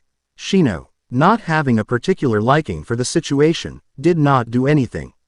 He began to let his bugs come out of his sleeves, swarming around him, and then he sent them up to the top floor to spy. Quickly, they all fell back down, hit with chakra blasts. She doesn't want anyone to spy on them. I feel this is more than just some jerks. Puppy love, Kiba. Shino said, letting the bug come back. I think that this is something to do with what I heard years ago, about Naruto being a demon. Some super strong demon that was sealed inside of him. He continued. This seemed to calm Kiba down considerably. Akamaru still looked at him, nudging his hand every few steps. I think that this is something that we should keep our noses out of for the time being. If we were meant to KN out what they are talking about right now, they probably would have already told us. Kiba seemed to release his grudge on Naruto, and realized that there was nothing that any of them could do. He felt so helpless at the moment. He just could not understand what to do. At least he had Akamaru. Grabbing a handful of his long white fur in his hand, he ran his hand over his head, wondering what his friend was thinking. And thinking when he was going to see Hinata again. A scroll unrolled. She doesn't want anyone to spy on them. I feel this is more than just some jerks. Puppy love, Kiba. Shino said, letting the bug come back. I think that this is something to do with what I heard years ago, about Naruto being a demon. Some super strong demon that was sealed inside of him. He continued. This seemed to calm Kiba down considerably. Akamaru still looked at him, nudging his hand every few steps. I think that this is something that we should keep our noses out of for the time being. If we were meant to know what they are talking about right now, they probably would have already told us. Kiba seemed to release his grudge on Naruto, and realized that there was nothing that any of them could do. He felt so helpless at the moment. He just could not understand what to do. At least he had Akamaru. Grabbing a handful of his long white fur in his hand, he ran his hand over his head, wondering what his friend was thinking. And thinking when he was going to see Hinata again. For the new Team 7, they were to stay. They had to see what Tsunade had in store for them due to Naruto's impetuous attitude and need to know his own destiny. Finally releasing his hands from Hinata's waist, they made their way in front of Tsunade. Unfortunately, we have to wait for Anko to arrive to continue. I found it more appropriate to have Anko here for a number of reasons. Kakashi looked at her with a dull sigh. He still hadn't gotten used to married life yet, and why she had to call Anko of all people. To deal with releasing the scroll was beyond him. What are we doing here? Sakura asked. We could already be training. We have to do something because of Naruto. He wants to see the scroll of the seal. And the story behind it, Tsunade explained, looking at the fear on their faces. Obviously they had not gone over much of what he was. They knew, but not entirely understood. Hinata just stood silent holding his hand in hers. And he had his arm around Sakura's waist. All three were locked together ready to face whatever they were going to find. So, when is my wife going to arrive? All three seemed to simultaneously fall back from him. Wife. Naruto and Sakura said. Even I was here and I didn't hear about it. Sakura thought. I don't know. She said she had to go attend to some matters about the upcoming Chunin exam. She should arrive momentarily. She said. Already tired of people being late today. I'm here, she said running through the door. Sorry, I got caught up by guy asking me to look after some of the academy students. Everyone in the room seemed to nod in understanding. So, what do I have to be here for? She asked, questing for information. You, here to help me and Kakashi release the seal of the Kyuubi seal scroll. She said. As she said it, Anko seemed to dull a few shades of pink in her color. We need to tell Naruto the truth about the seal and how to fully use its effects. She continued to explain, the blood continuing to drain from her face. Why are we going to release the scroll? Yondeami specifically said that the seals were only to be broken again if it was of grave importance to the seal, or a use for it. She said, protesting. We need to tell him the truth of the seal and how it helps him. Now stop arguing with me, she said. People getting on her case about things was beginning to piss her off today. Anko seemed to back down at this and accept her fate a little more willingly than someone should have. Even so, they had a job to do. To explain to Naruto and his team the true nature of the Fuinjutsu demon seal and how to use it to their advantage.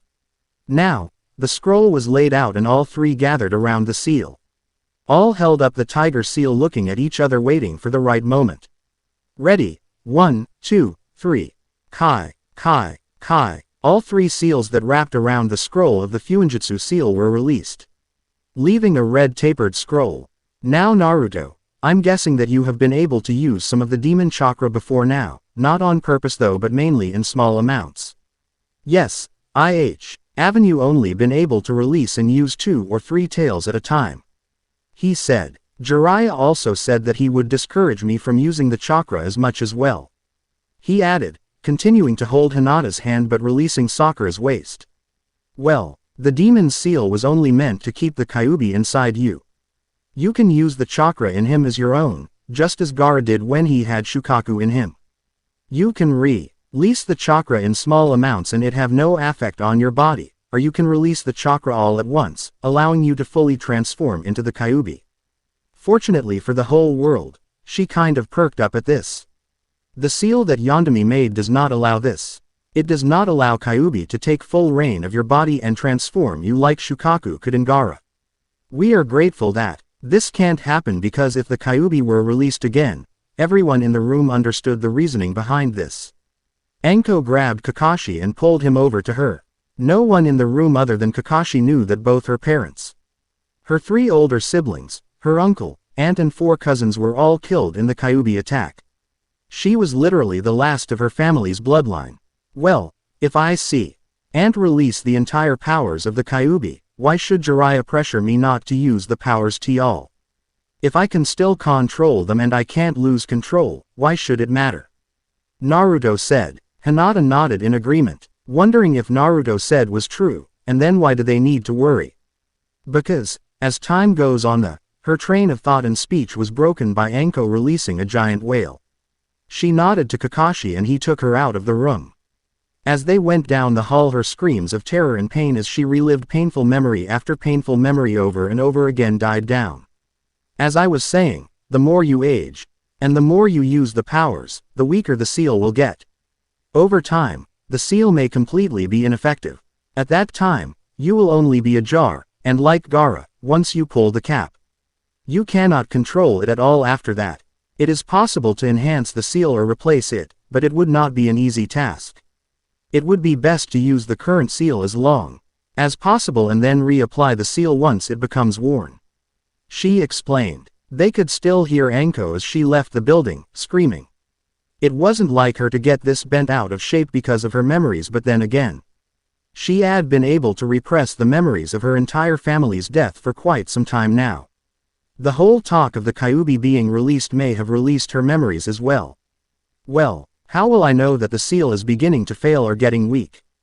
Hinata asked, wondering for the safety of her new boyfriend. She looked at him for acceptance that her concern was noted. He looked at her appreciatingly, giving his trademark smile and beeped her on the cheek. Well, she said, throwing open the scroll, that's why we have this to look at. Running her hands down the scroll, she found the part about the failing seal. It says here that the first signs that the seal should fail is that the seal should be active all the time, it shall never go away from the chest of the bearer. Then, the powers will start to come naturally, giving all the time enhanced chakra and strength. Then the transformations will start, slowly, you will begin to transform each time you use more than the four-tail transformation. As such, the final clue before it is fully broken, is that the seal should glow red. The entire seal should be red instead of black, and it should burn. That's all it has on how to tell it is getting weak. We should be able to strengthen it once it gets weak by replacing the seal using a special fuinjutsu and 5 medical ninja to work with it. Each needs to be E of another chakra element, and all the chakra will be combined into one using a 6th person as kind of a lightning rod for the chakra. Then the seal should be remade. Fortunately, this does not kill the user, as it does not actually seal the Kyuubi in, it only reinforces the seal. It is potentially dangerous to use to the user, but not life-threatening like using it as an original seal. She explained. Going over the scroll again, she saw that there was one part that was different. A special seal. She read it and found out what it was for. She read it again and again, making sure what she saw was right, and then in a hurry. Naruto, go get Anko now. She blurted out, almost afraid to jinx what she had found. He almost fell over, scared for what she had just yelled. He didn't complain and jumped straight out the window. Hinata and Sakura were looking at Tsunade, wondering what they were going to do. Tsunade-sama, what have you found? Sakura asked, wondering what it was that was so important. A way to save Sasuke, she said, turning the scroll around. Beckoning her forward. Do you see this seal? This is the cursed mark sealing jutsu. A lost art that is used to seal cursed marks that Orochimaru has found to use. This may be a way to control the powers in the cursed marks and make sure that they can't be tracked through them. She said, getting excited. Sakura's mouth dropped to the floor, wondering how that would help them if they got Sasuke. If they could limit his power, why would that want to come back with them? But Tsunade-sama, what would canceling the powers of the cursed mark do but annoy him? Wouldn't that be the wrong thing to do? She asked, now concerned about not hurting Sasuke again.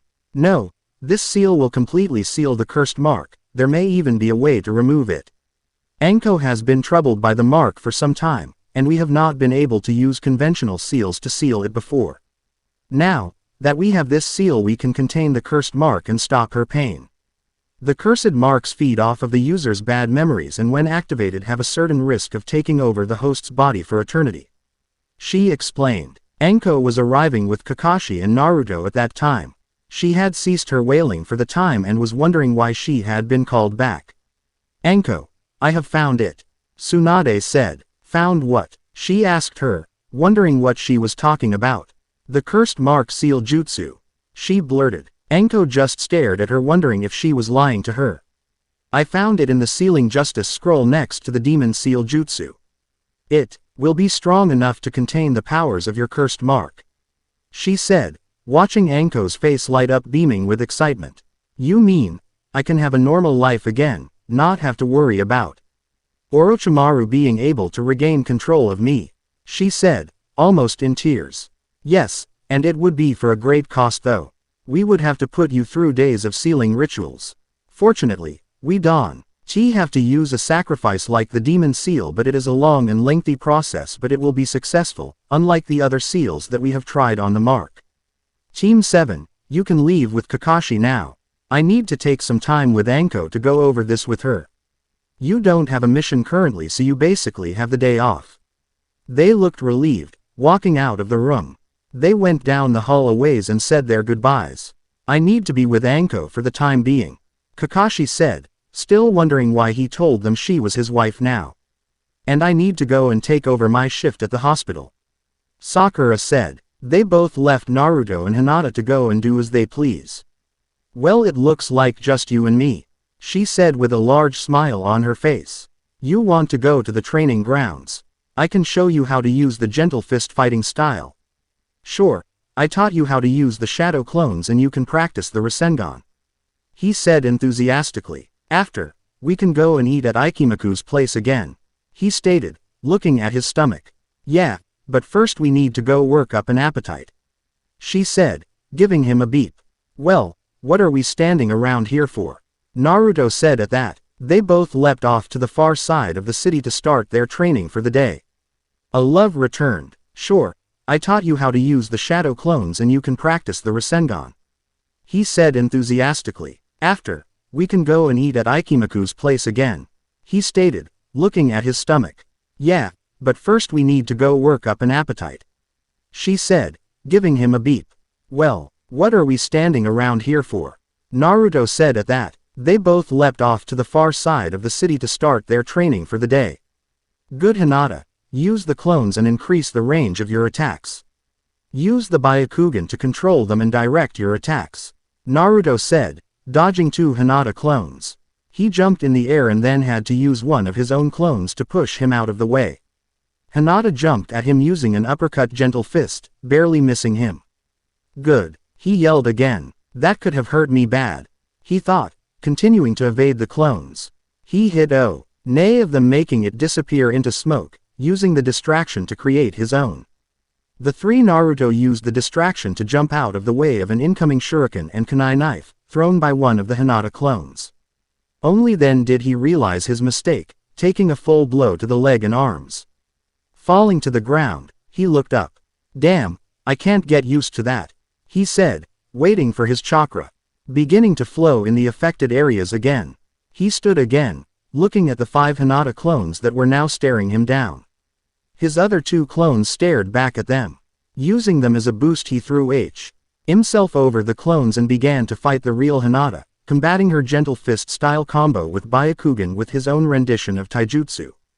He held his own for a while until one of the clones was thrown at him, knocking him into Hinata. The pair went flailing to the ground as they both recovered themselves from the blow.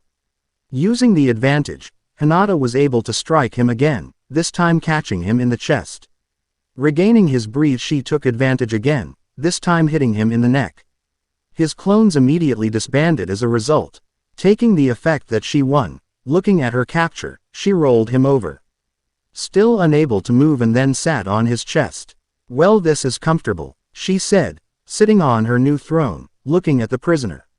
Now, how are you going to get out?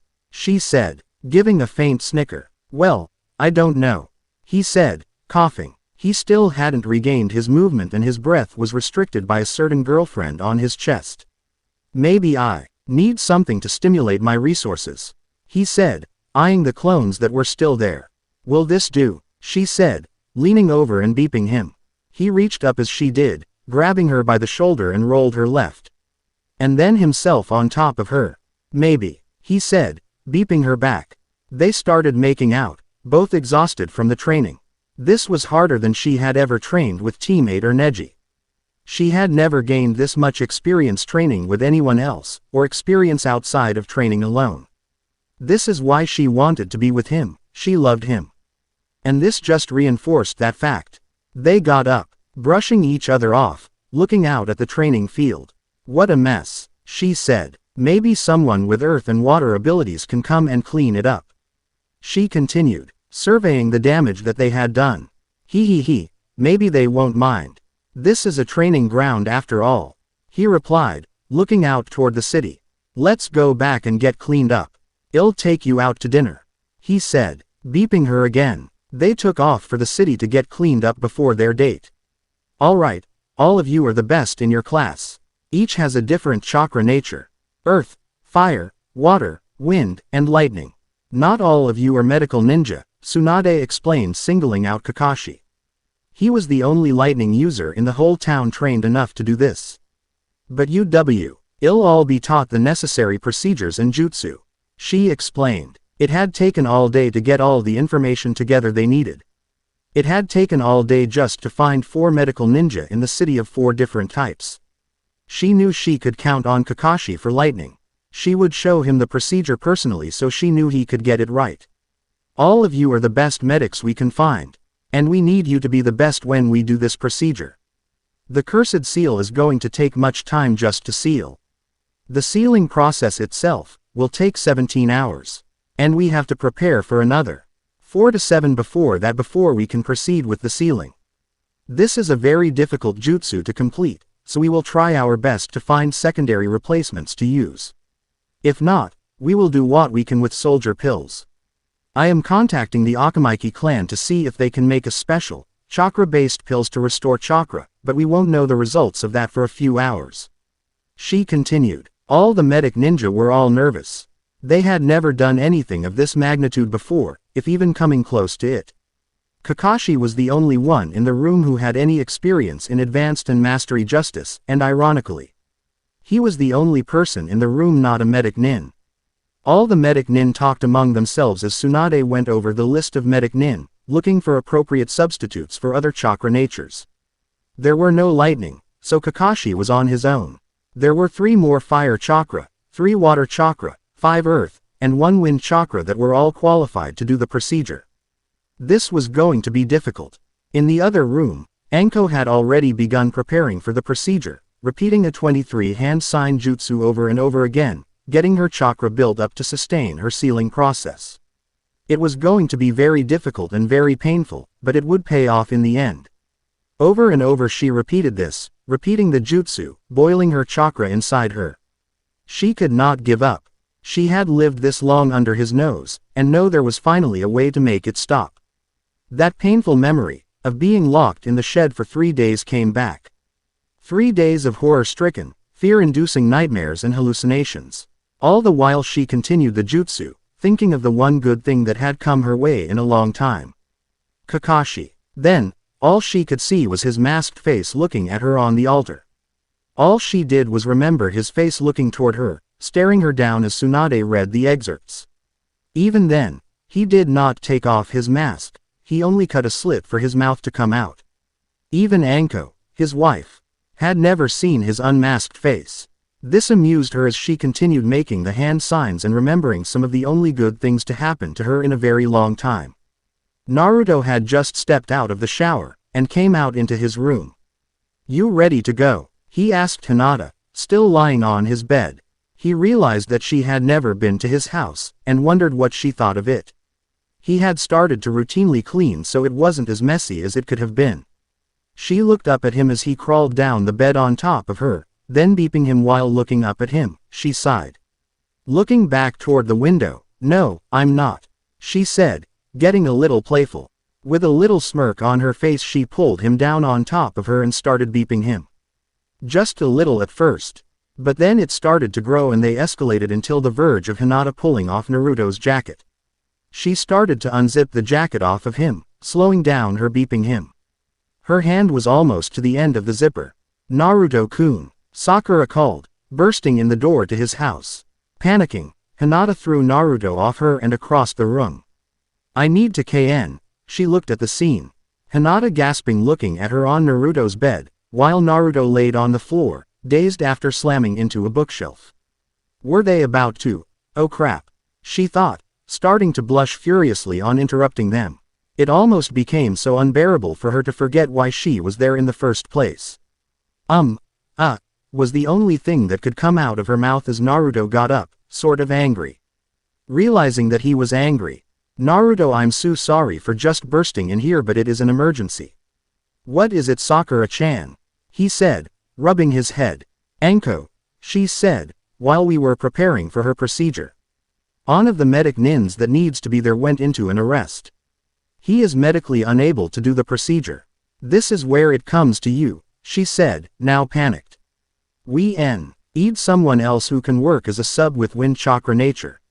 Oddly enough, I can't think of anyone else who has your chakra reserves either. She explained. Naruto just looked at her. He rubbed his head again, then walked over to Hinata, sitting on the bed. Well, why do they need me? Why can't they find anyone else? He asked, not knowing why he should be the one who has to do the procedure. Quote, because the only other person in the whole village who can do it is Asuma, but he is out with Team 11 on a mission to the village hidden in the clouds on an A-rank mission. She said, now worried. We have to hurry, this cannot wait.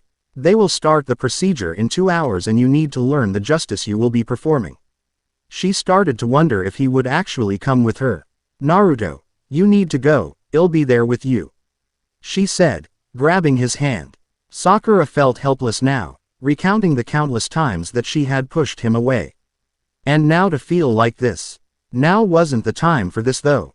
She needed to bring him now, this could not wait. Grabbing his hand away from Hinata's. Come on Naruto, this can't wait. She said, her eyes piercing him with a new viciousness.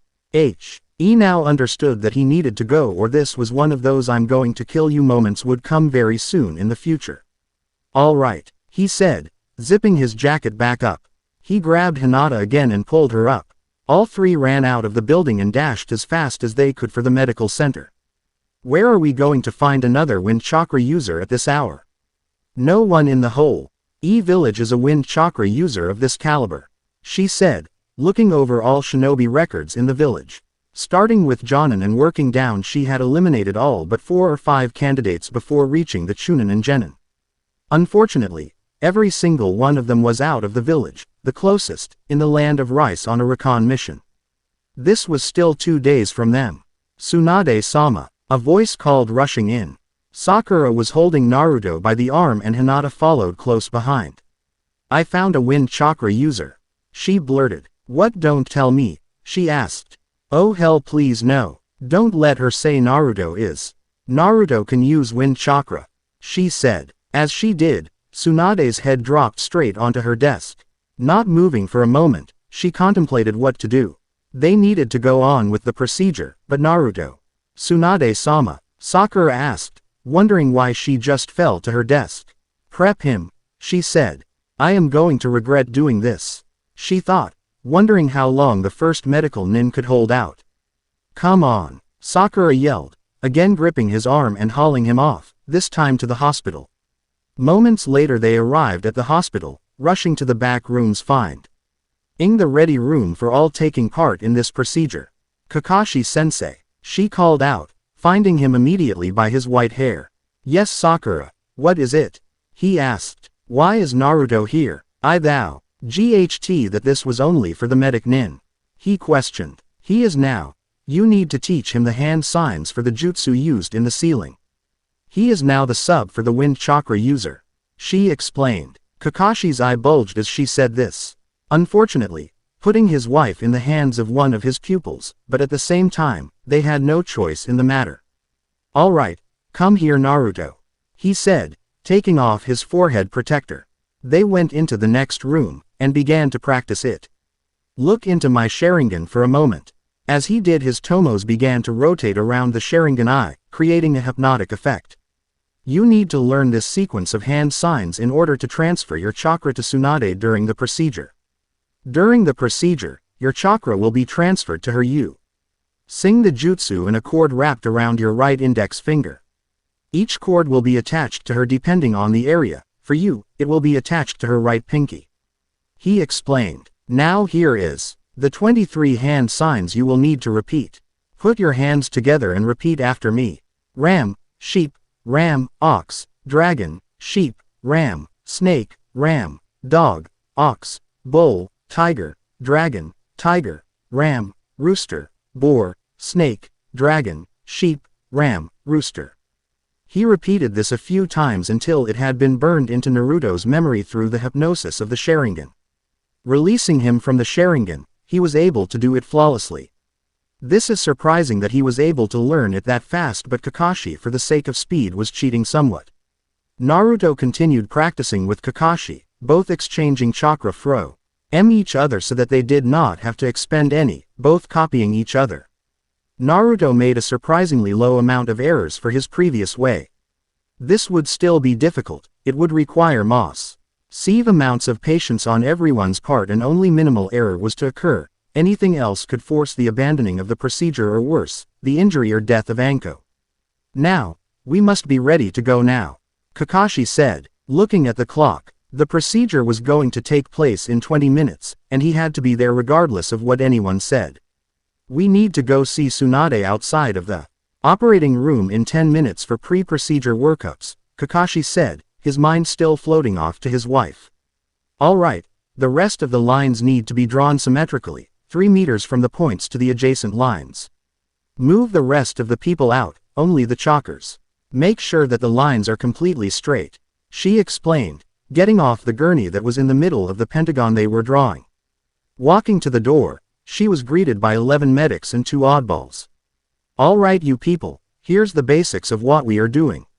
You will change out every 2 hours.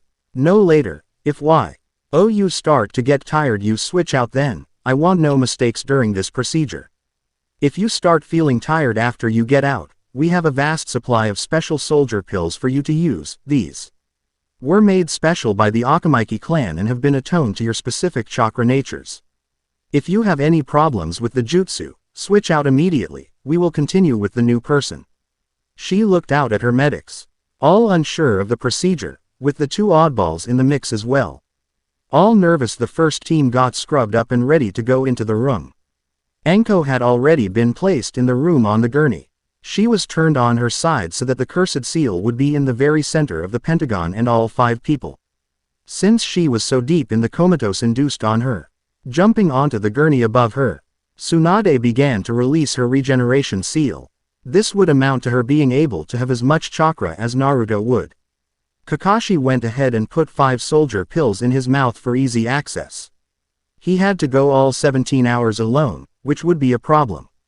As they started, Tsunade rhythmically produced a 7-hand sign jutsu over and over again, taking in the chakra from all of the people around her. Hours pass. Nothing ever happens in the room except people moving in and out and doing justice, no sounds, no talking. In the other room, all the other medics, and Naruto, are always on call, waiting to see what happens and if they need to replace their partner.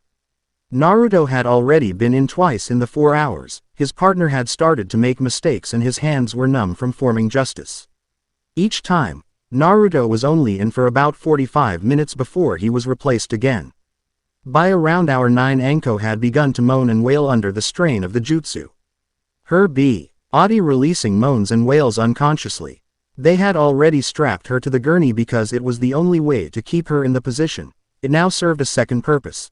13 hours into the procedure, the toll was beginning to take its toll on the medics.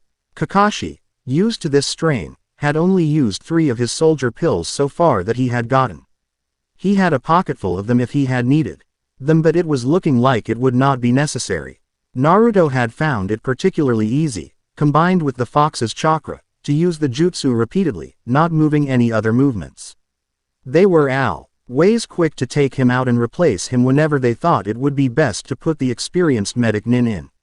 But whenever they did, he began to fail on them immediately. They had to start relying on Naruto to be able to do the jutsu flawlessly, and with the help of Kakashi, he had been able to, wondering if he would be able to sustain the chakra flow that of Kakashi. Nearly 16 hours in, almost 1 hour to go, Anko began to have violent seizures and extremely painful wails emanate from her. The strength and veracity of her seizes almost threw Tsunade off the gurney a few times. Knowing how to counter these erratic movements, she kept her balance, assuming a new position right on top of Anko. Kakashi seemed to find it funny that his wife was being straddled by Tsunade like that. RTING. To give a slight snicker, Tsunade shot him a glare so piercing that Kyuubi himself probably would have backed down from an attack. Naruto over in the other side of her looked at Kakashi, still performing the hand signs monotonously. He never stopped, but continued staring at her and his wife. Tsunade, now resuming her traced state, was performing a new jutsu, sealing signs with her right hand while her left was on top of the seal. The sealing jutsu was almost complete. Gathering all the transferred chakra into her left hand, she channeled it where she had stored it in her forehead seal and began releasing it onto the seal. Marking the seal with the fingers of her left hand, she literally cut into her skin with the chakra. It was so potent, singing the skin, making the barrier engraved around the cursed mark. This procedure continued for nearly 20 minutes until the seal on the cursed mark glowed 5 colors and overlapped the cursed mark.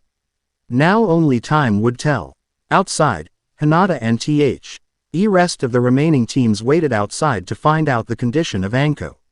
Most came and went as the time passed, but Hinata, Kurenai, Sakura, and a few others sat by the door for the entire 17 hours. Hinata wanted to see him, but she knew that they would not let him come out until the end of the procedure, and the light above the door was still on. For hours, she and Kiba sat. Kiba was interested in Anko, nothing more. He was still sore on the reassignment of Hinata, but he would keep it to himself for the sake of the situation. Hinata got up and paced the room, concerned, and Kurenai also got up. Putting her hand on her shoulder, "I am sure everything is going to be all right. Naruto and Kakashi are doing everything they can for Anko," she said. This relieved her somewhat. Naruto and Kakashi were helping to do everything they could to save Anko from her fate, tied to an evil missing nin. Bing. Everyone looked around for the source of the sound. Everyone looked but couldn't tell where it came from. Giving up, they all sat back down. Hinata looked back up at the sign. It was dark now. She looked back down. Wait a second, it was lighted. Hinata looked back at the sign. "Hey, they turned off the operations sign," she exclaimed, jumping to her feet. Waiting for something to happen, she looked at the door expectantly. No one came out. They were beginning to become discouraged when some of the doctors emerged. 4 of them, walking out to the group.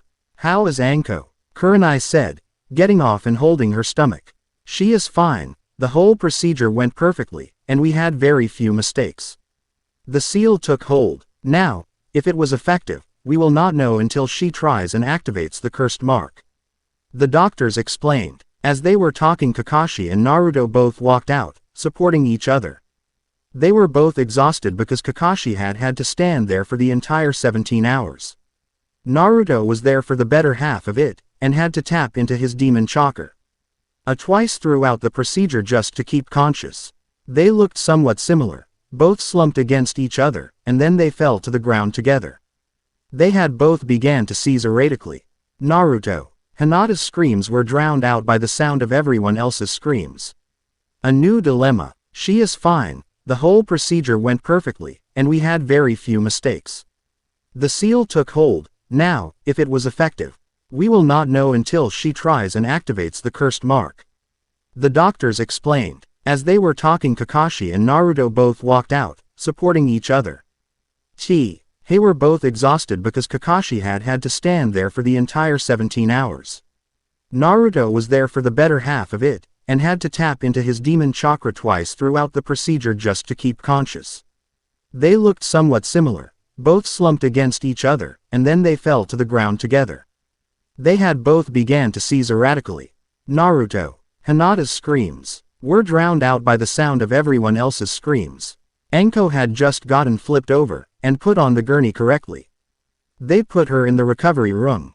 Just as that happened though, she began seizing erratically.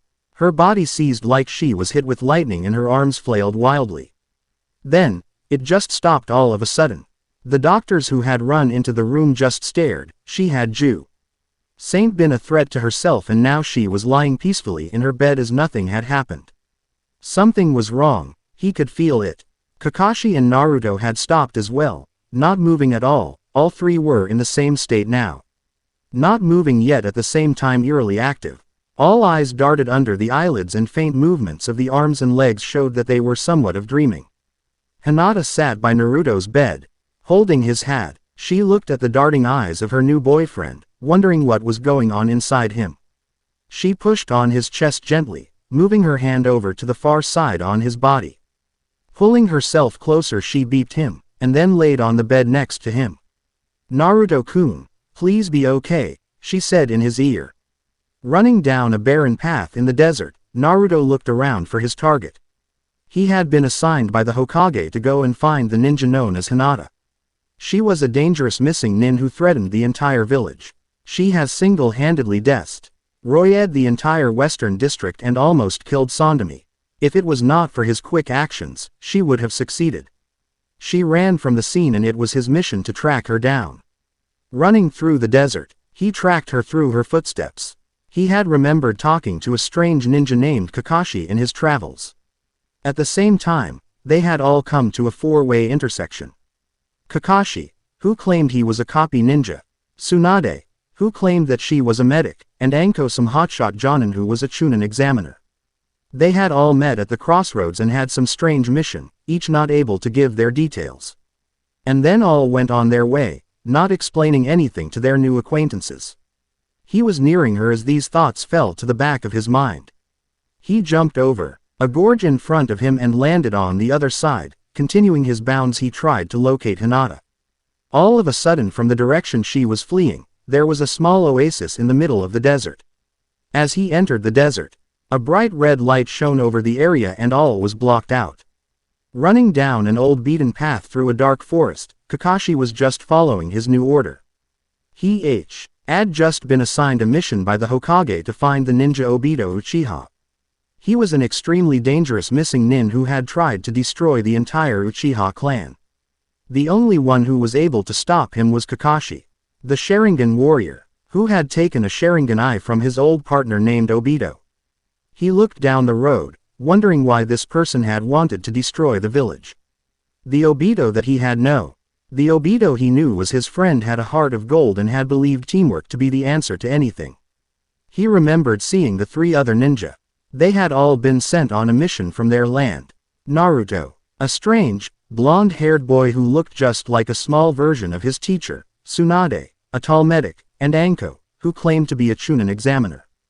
They did not explain their missions but just all took off on the four-way intersection in different paths. Something was not right, he thought as he went on his mission. He stopped looking around. Something was wrong about this. His target was Obito. And he looked like an older version of Obito. But that wasn't possible. Obito was killed in that cave in where he had gotten his Sharingan. That's when it hit him. This Obito had both Sharingan eyes. And he had received his from Obito before he died. If this was not the real Obito, then how was he to know this was reality? He had remembered that the small boy, Naruto. He looked exactly like Yondeami. In every way, he started to wonder. He didn't have a child, or did he? Did he really see this? Looking around, it seemed to be a strange area. Working it out, he came to the conclusion that everything around him was a genjutsu. Kai. As he said it, his memories returned. The truth of everything around them became reality. Sondami was dead, and Obito wasn't Obito. But if he was still in the genjutsu, he would be in the hospital. Maybe this is not an illusion or maybe a dream, he thought. At least the one thing he knew that he could do was finish what they were doing. To find his target, he began to go again, going toward his target. Maybe if he finished the task, the illusion would end, because the sun was stuck in the sky. Running again toward the target, he followed the footsteps in front of him.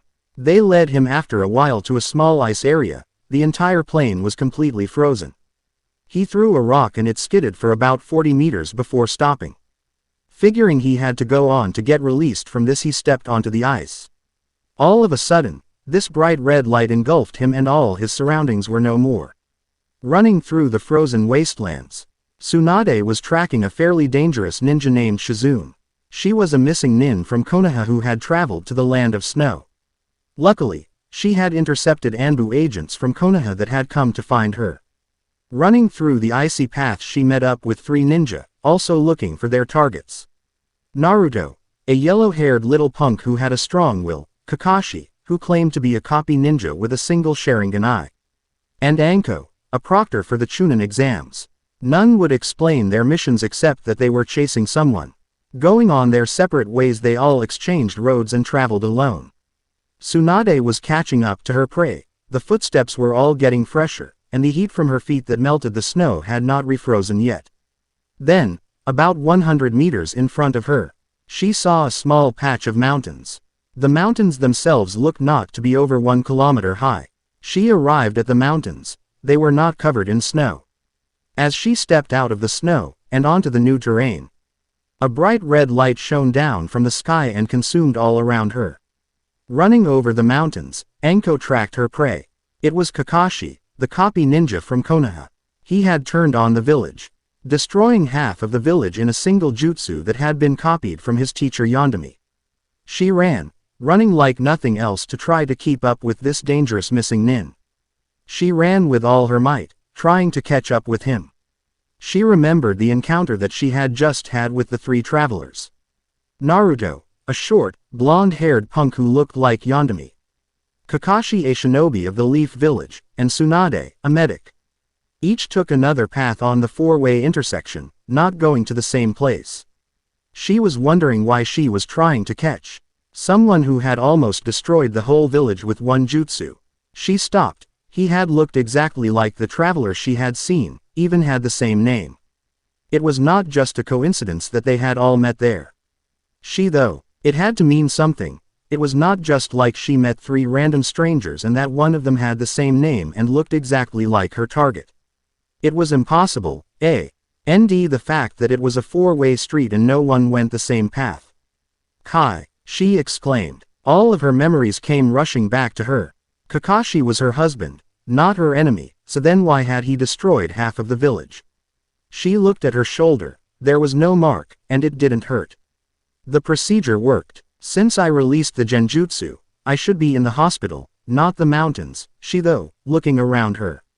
The only way to be sure was to find out why she was sent after Kakashi. Looking out to where he was headed, the footprints were fresh. They had not been covered by the fallen bits of rock, pushed by the wind yet. She ran ahead, finding in the middle of the mountains, an area of desert. 4 roads led to the mini-desert that was right between the mountains. Finding this odd, she found that it was probably the best way to gain information on why she was tracking down her husband and why he had destroyed half of the Leaf Village. As she ran into the desert, a bright red light came up from the sand and devoured all other images around her. The light was extremely red, flashing between hues. All 4 of the acquaintances who had met just earlier reappeared before each other, this time in darkness. The area around them was utter blackness. Kakashi and Anko looked at each other. They already understood what was happening, that this must be a link formed between them, but why? Each wondered if they other or any of them knew what was going on. Do either of you know what is going on? Kakashi asked Naruto and Tsunade. They looked at him. Clearly he understood they had not been released from their minds yet. Kai. Instantly they both woke up in their brains, understanding what has been happening. What is going on, Kakashi-sensei? Naruto screamed. The other 2 were wondering the same thing. They knew that this was going to be a long road. I am assuming that each of you was chasing someone close or dear to you. They had destroyed part of Konoha, and were escaping to a strange oasis-like area in the middle of a terrain unlike its surroundings. He said, waiting for a response. Yeah, Naruto said, I was going through the desert searching for Hinata. Then I found a forest or an oasis of trees. He continued, looking directly into the blackness of their surroundings. Well, I was in the forest, chasing Obito, Kakashi said, slowing for a second. And then realizing that he had to continue. He led me to an ice field in the forest. He said, trying to make sense of it. Well, that's where I was, the land of snow. Tsunade blurted. I was acing Shizune after intercepting Anbu following her. Then I found strange mountains that were not covered in snow like they should have been. Well, I was in the mountains, said Anko, following Kakashi. You, led me to a small desert in a crossroads. And then this red light engulfed me, she said. Everyone nodded in agreement as soon as she said the red light. Something was tying them all together like this, but what? What was it taking them all together? Kakashi racked his brain, trying to make sense of all of what was happening to them. As they were examining Kakashi, he was laying on a stretcher. Still in full body gear. They were examining him, trying to determine why all three of them went unconscious at about the same time when he opened his eyes. All three doctors jumped immediately, not expecting this. No one moved until they thought it was just a reflex. He did not move after opening his eyes, just laying there as he had eyes wide open. What just happened? One of the doctors around them asked. As he did, down the hall a scream was heard. Anko had done the same thing that Kakashi had done. She just opened her eyes, not moving a muscle, lying perfectly still. The nurse that was tending to her was on the floor, a bedpan of water spilled on the floor next to her and a few sets of cloths, now soaking in the water on the floor. She crawled back toward the door, trying to get out of the room when another set of screams came, this time from both ends of the hall. Naruto! Hinata screamed. He had just opened his eyes after she beeped him. His eyes just opened, nothing else happened. He didn't move, get up, say anything, just, and stare blankly at the ceiling above him. Hinata shook him but nothing happened. He laid there lifeless, not moving as much as he didn't blink. Something was wrong. Something was going on in his head. Naruto, if you can hear me, just remember that I love you no matter what happens. She said in his ear. And then staring into his lifeless eyes. She tried to wake him again, this time using chakra to hit him in the arm. Nothing happened. At the same time Tsunade had opened her eyes, scaring Shizune so badly that she almost threw the pig out the window. She put her on the floor for fear of throwing her again and turned to Tsunade. Lifeless as a mannequin in a shop window. She waved her hand over her eyes but nothing, no pupil dilation, no movement. No nothing. Shizune sat down, wondering what was going on. Her sensei was lying lifeless at the same time. She had seen her lively and active in the procedure just moments ago. The procedure. There must be a clue there about what is happening. She left the room to go review the final hour of footage from the procedure. Okay, here's a question. Where the hell are we? Naruto yelled, trying to make sense of everything. Kakashi looked at him about to speak. Something was not right. What they needed was a clue. He found it. That red light wasn't light at all. It was chakra. A connection formed. Okay, here's a question. Where the hell are we? Naruto yelled, trying to make sense of everything. Kakashi looked at him about to speak. Something was not right. What they needed was a clue. He found it. That red light wasn't light at all. It was chakra. Well, I believe that we are in your head, Naruto. He said. Each of them looked at the others. Depending on the point of view, the others looked fuzzy or distorted, like a mirror covered with fog or a reflection on a pond after dropping a rock. My head, Naruto said, wondering what was going on. Could it be a strong genjutsu? He asked. Yes, Tsunade said, realizing it as well. You used the Kyuubi's chakra during the procedure, didn't you? It may have created a bond between all of us. She explained. She looked to Kakashi, and he nodded. He had thought this too. Well then, wouldn't all the other doctors be here as well? Anko said, still wondering if her mark was truly gone now. It may have been. Because all of us had direct exposure the longest. Because all of the others were constantly rotating, not able to keep up the chakra transfer for more than a half hour at a time. The rest of us had more, direct, contact with your chakra usage than the others. Tsunade and Anko. The most. I had some because I was there both times you used it. He explained, laying it out for them. They all seemed to understand this. They were all phasing now though. There was no reason to the transient stages of each other's bodies to each other to Kakashi. Alright, bring Tsunade, Naruto, and Kakashi to Anko's room. Maybe we can find out something to do after that. It may just be chakra exhaustion for the other three but we need to be sure. Bring them all to the same room and get them all into medical gowns. Shizune said, now acting Hokage since Tsunade was incapacitated. She ran to the other room and began examining the last part of the tape. She was looking at all 5 of the people, examining them for what might have done this. Kakashi. He was doing the same thing he had been doing for the whole time. He was almost in perfect focus. The other 3 doctors were not doing anything out of the ordinary. Naruto. He was acting normal. His red chakra swirling around like normal. He must have ran out. Wait, he ran out of chakra and tapped into the demon's chakra. She thought. Rewinding the tape, she replayed about 5 minutes before, looking at his chakra aura. As she thought, it was just blue, then about 3 minutes in, it started to fade and then came back a bluish-red color. This might be it. He exposure to the Kyuubi's chakra might have caused the others to come under its influence. She jumped out of the chair and ran outside, finding the nearest nurse. How many people exactly are in the comatose state? She asked the frightened nurse. Oh, only 4. The others are all done and in debriefing. They are all fine. They did not go out like the others had, she said, shaking and almost dropping her clipboard. Shizune, realizing the horror, released her arm. The nurse ran down the hall finding the task that she had to do. Shizune started to walk to the room where Anko was. Tsunade had already been placed there. Naruto was down the hall and Kakashi was right behind them. It must have been the Kyuubi. When Naruto tapped into the chakra, it must have created a bond between them somehow. Maybe if we bring them together they could snap out of it. If not, at least it might give them some strength by putting them in the same area. She thought. Walking toward the window, she looked out at the setting sun. I hope that this will turn out all right. Kakashi looked at his companions. Other than Naruto, they were fuzzy to him.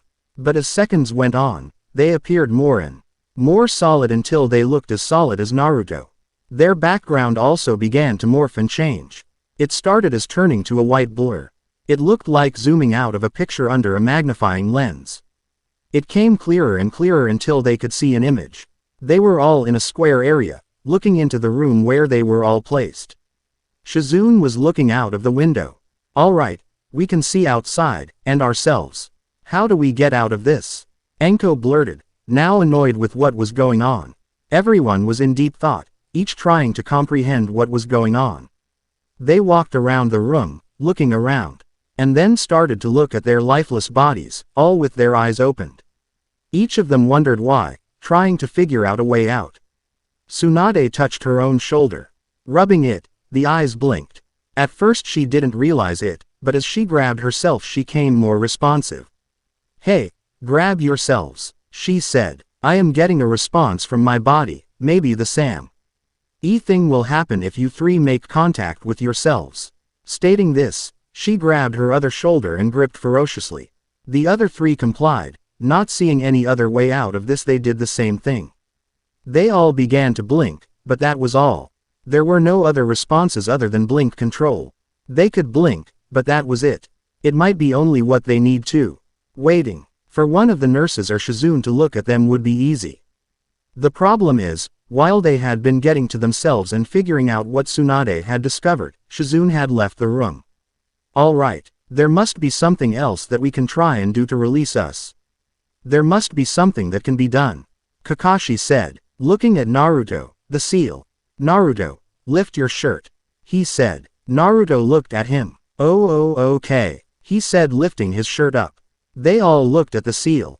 It was dark black. The middle reversed seal looked like it was swirling. The 8-pronged seal was more prominent than it had been before. Now what? So the seal is there, he said, wondering why it was such a big deal. The seal is there. That's a problem. You are not expending any chakra at all, otherwise it would not be there. The only explanation is that this is a genjutsu used by the fox, using your body as a medium. We are the only ones affected because we have been in his presence of his chakra more. He paused, letting the blow sink in. We need you to talk to the Kyuubi and find out why he is doing this, Naruto, Kakashi said. The other 2 looked at Kakashi, understanding but hurt. All right, I'll try, he said, looking at his feet. Gathering his thoughts and chakra, he delved into his own mind, beginning to wonder why this is happening himself. He started to call out to Kyuubi. The others looked at him, wondering what was happening. The seal began to glow slightly and a figure appeared in front of the 4 of them. A smaller version of Kyuubi sat in front of them. Not menacing like the other form, but a smaller and more manageable Kyuubi. Kinda like the fox in Legend of Zelda, Majora's Mask, if you know what I am talking about. Its tails wagged back and forth and it paced about the room, examining the four bonded comrades. Well, this is certainly interesting, it said, sitting back looking at Anko. It seems due to this jutsu that I now have a bond with 4 humans. He looked to his sides at Tsunade and Kakashi, then refocused his gaze back on Anko. Mainly you. I don't know what you were thinking using my chakra to help. He barked at the silent Naruto. Apparently, he was responding in his head because his body tensed and his face twitched but no sounds were made by his voice. Well, since I am here, what am I to do? This has never happened before and even I do not know the repercussions of this. The Kyuubi continued, not raising his voice. The chakra that the boy used was channeled through the both of you, the ones known as Anko and Granny, Tsunade, the boy says. Well, and you, the one called Kakashi. You were just unfortunate to be exposed enough to form the link. The fox stated, actually now amused with the whole situation. Well, is there any way to get rid of the chakra and break the connection? Tsunade asked, analyzing the situation. She was trying to surmise a way for them to return to their normal lives. And what about me? I was trying to seal the cursed mark of heaven. Not become encased with you. Anko screamed. Pipe down. I don't know how to reverse it or vaguely even how this happened. I do know that you are all now able to call upon my powers. All of you have my powers and this is all I can tell you. Other side effects may be possible. Right now, you all look normal to yourselves. This is called residual mind imaging. Basically this is how your mind perceived your body's appearance at last glance. It will change accordingly after I release the mind control over to you, Kyuubi explained. So you are using a genjutsu on us? Kakashi said. Simpleton. No, I am not. Otherwise you would be able to see through it. The boy over here laughs at you for not realizing this. The fox said, slightly snickering. Keep your tongue, fox. Anko yelled. Kyuubi actually seemed to comply with this. Well, this is not a genjutsu as you can see. You 4 have developed a form of mental link with each other now. You can use my powers without my chakra to convey images and voices, sounds, and even project your own thoughts and sight to each other now. On top of this, I get an added bonus out of this. If the boy dies, I don't anymore. I can just take residence in one of you. Kyuubi said, roaring in laughter. I already got rid of one hell, I don't need yours too. Anko screamed, readying to hit the Kyuubi. He seemed to back down from his high post at this comment. Keeping his stature he slightly backed off of Anko, toward the boy. Also, you will all receive a small replica of the seal on the boy's stomach on your left legs. This is not the actual seal but more of a mark. The boy will keep the original seal on his stomach to signify my bondage to him, yet at the same time, I share my powers with you 3. The Kyuubi looked content, and had a slight fear of Anko. He had once, remembering, said that Madara Uchiha had a chakra more sinister than his own, and the same thing about Sasuke Uchiha. Anko was a close third now. Alright, Fox, how do we release ourselves from this place? Anko said. Tsunade and Kakashi had seemed to take a backseat in this conversation. All you need to do is cause yourself physical pain and you will be released. After that, you will wake up in your bodies instantaneously. I would not recommend yelling a lot because a few changes to your appearance and personalities will now take place. He said, disappearing into air. He could have said that first. Kakashi said, taking out a kunai. Well, Kakashi-sensei, you have to remember, Kyuubi is sadistic. He likes to play with people. Naruto said, apparently back with the group. Alright, see you all in a minute. Tsunade said. They all stabbed themselves with assorted weaponry they had gathered from their weapons pouches. Nurse, I want complete vital readouts on the males and Anko. Tsunade, I want to have her examined by our most qualified medical specialist. Shizune said, looking through the medical books. Lady Shizune, Sakura said, running into the room. Shizune-sama, they are awake. What? She jumped out of the chair, almost in tears at the good news. She ran to the door, almost bowling over Sakura. They both bolted toward the holding room where they were. Coming to a screeching halt in front of the door, they saw all 4, getting out of their beds. What happened to you guys? She said, looking at Tsunade of all people. Tun. walked over to Tsunade, smelling her, and then ran back to Shizune, cowering in fear. She picked up Tun-Tun, still shaking like a motorboat. She would not look at Tsunade. They all looked at each other, lifting up their patient gowns. Sure enough, they all had a miniature seal placed on their thighs. Looking over themselves, they all found subtle differences in each other's appearances. Kakashi's scar over his eye had been removed and his hair was pitch white now. Not gray, just white. Tsunade looked at Kakashi, looking over his eye. They said that that scar would never be gone from his face. Tsunade herself could feel that her transformation jutsu was permanent. There was no coming out of it. She was now stuck in this form. Frankly, she had just changed her form to her early 20s phase with a large ponytail instead of 2 pigtails. Anko was just sitting, looking into the mirror. By far she had the most dramatic changes of the lot.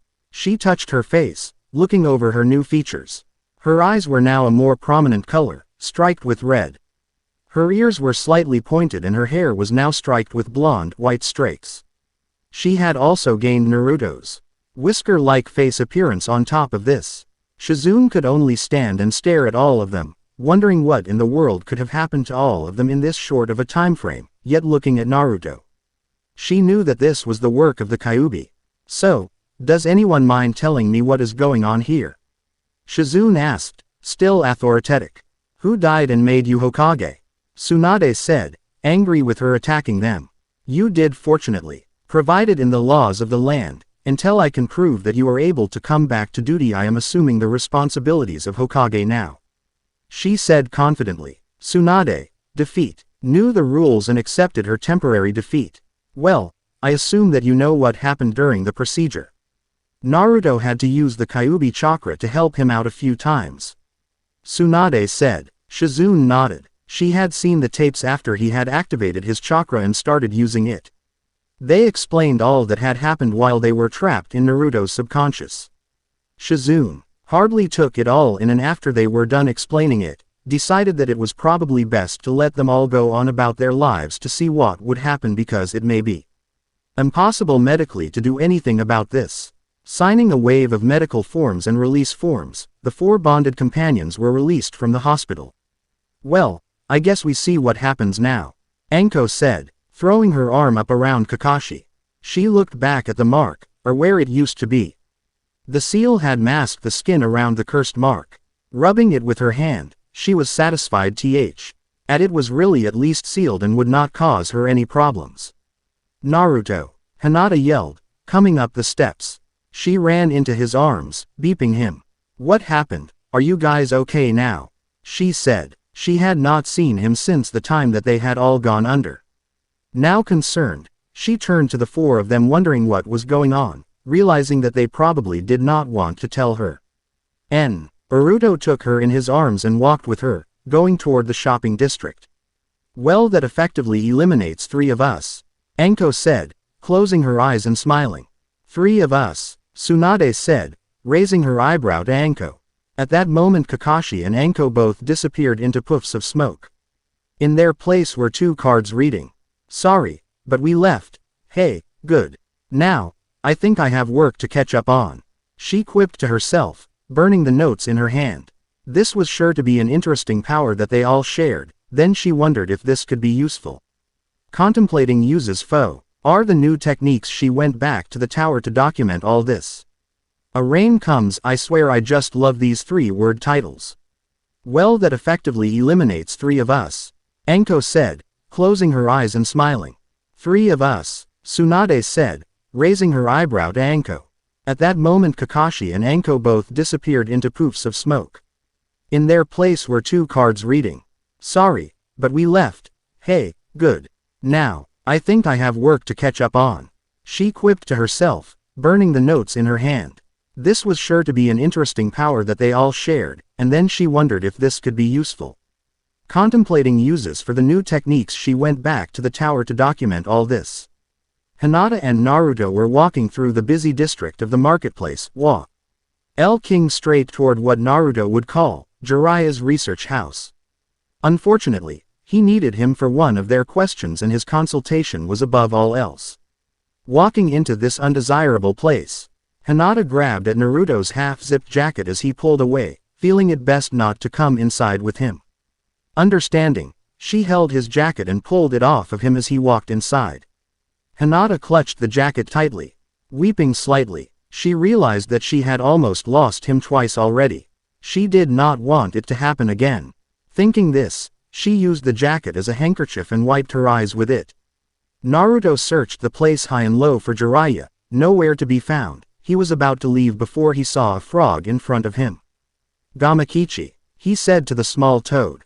"What's up, human?" he said, generally interested in his location. "Where is Jiraiya?" Naruto asked, knowing he was somewhere if Gamakichi was here. "I swear that human is just using me for a cheap party trick now. Bringing me out as a magic trick for his lady friend." The toad spouted, spitting on the floor. "Where is he?" Naruto asked, interested in finding Jiraiya now. "Oh, he and his lady friend are in the back somewhere. They are in a room together and he is making some stupid comments and jokes to her." The toad said. "Well, I'm outta here, unless you are going to make things interesting." The frog inquired, jumping up on his shoulder. "You read my mind," Naruto said with a grin. Kage Bunshin no Jutsu. 2 clones appeared before him. "Come on, we have a job." All 3 Naruto began to grin and Gamakichi began to wonder what the human boy was up to. "Show us the way, Gamakichi," he said, grinning furiously. The toad hopped down and wandered down the hall a bit before coming to a curtain-drawn room. Giggles and laughter were coming from the room. "Ready," he said. "Hi," the clones said. "All right, Henge Jutsu." All 3 Naruto turned into the perfect replications of the Naruto Henge. They all walked in their birthday suits for Jiraiya. And I said that if he didn't give me the bag of coins he stole, that he was going to be in for trouble. Jiraiya said, finishing his joke to his female compatriot. Laughing it off, he turned around to find 3 perfectly sculpted, naked women standing in front of him. "Ayayahayahehe," he said, as he drooled from his mouth. He started to float toward them creepily until they were in range of his arms. "C-CCC can I touch?" he asked, wondering if there was still a touch fee applying. The 3 Narutos shook their heads, encircling him. He almost passed out with excitement, wondering where to start. Then all of a sudden, all 3 transformed into 3 fat sumo wrestlers.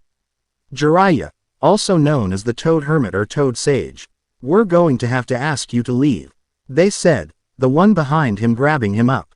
Jiraiya was caught off guard and was carried out of the room.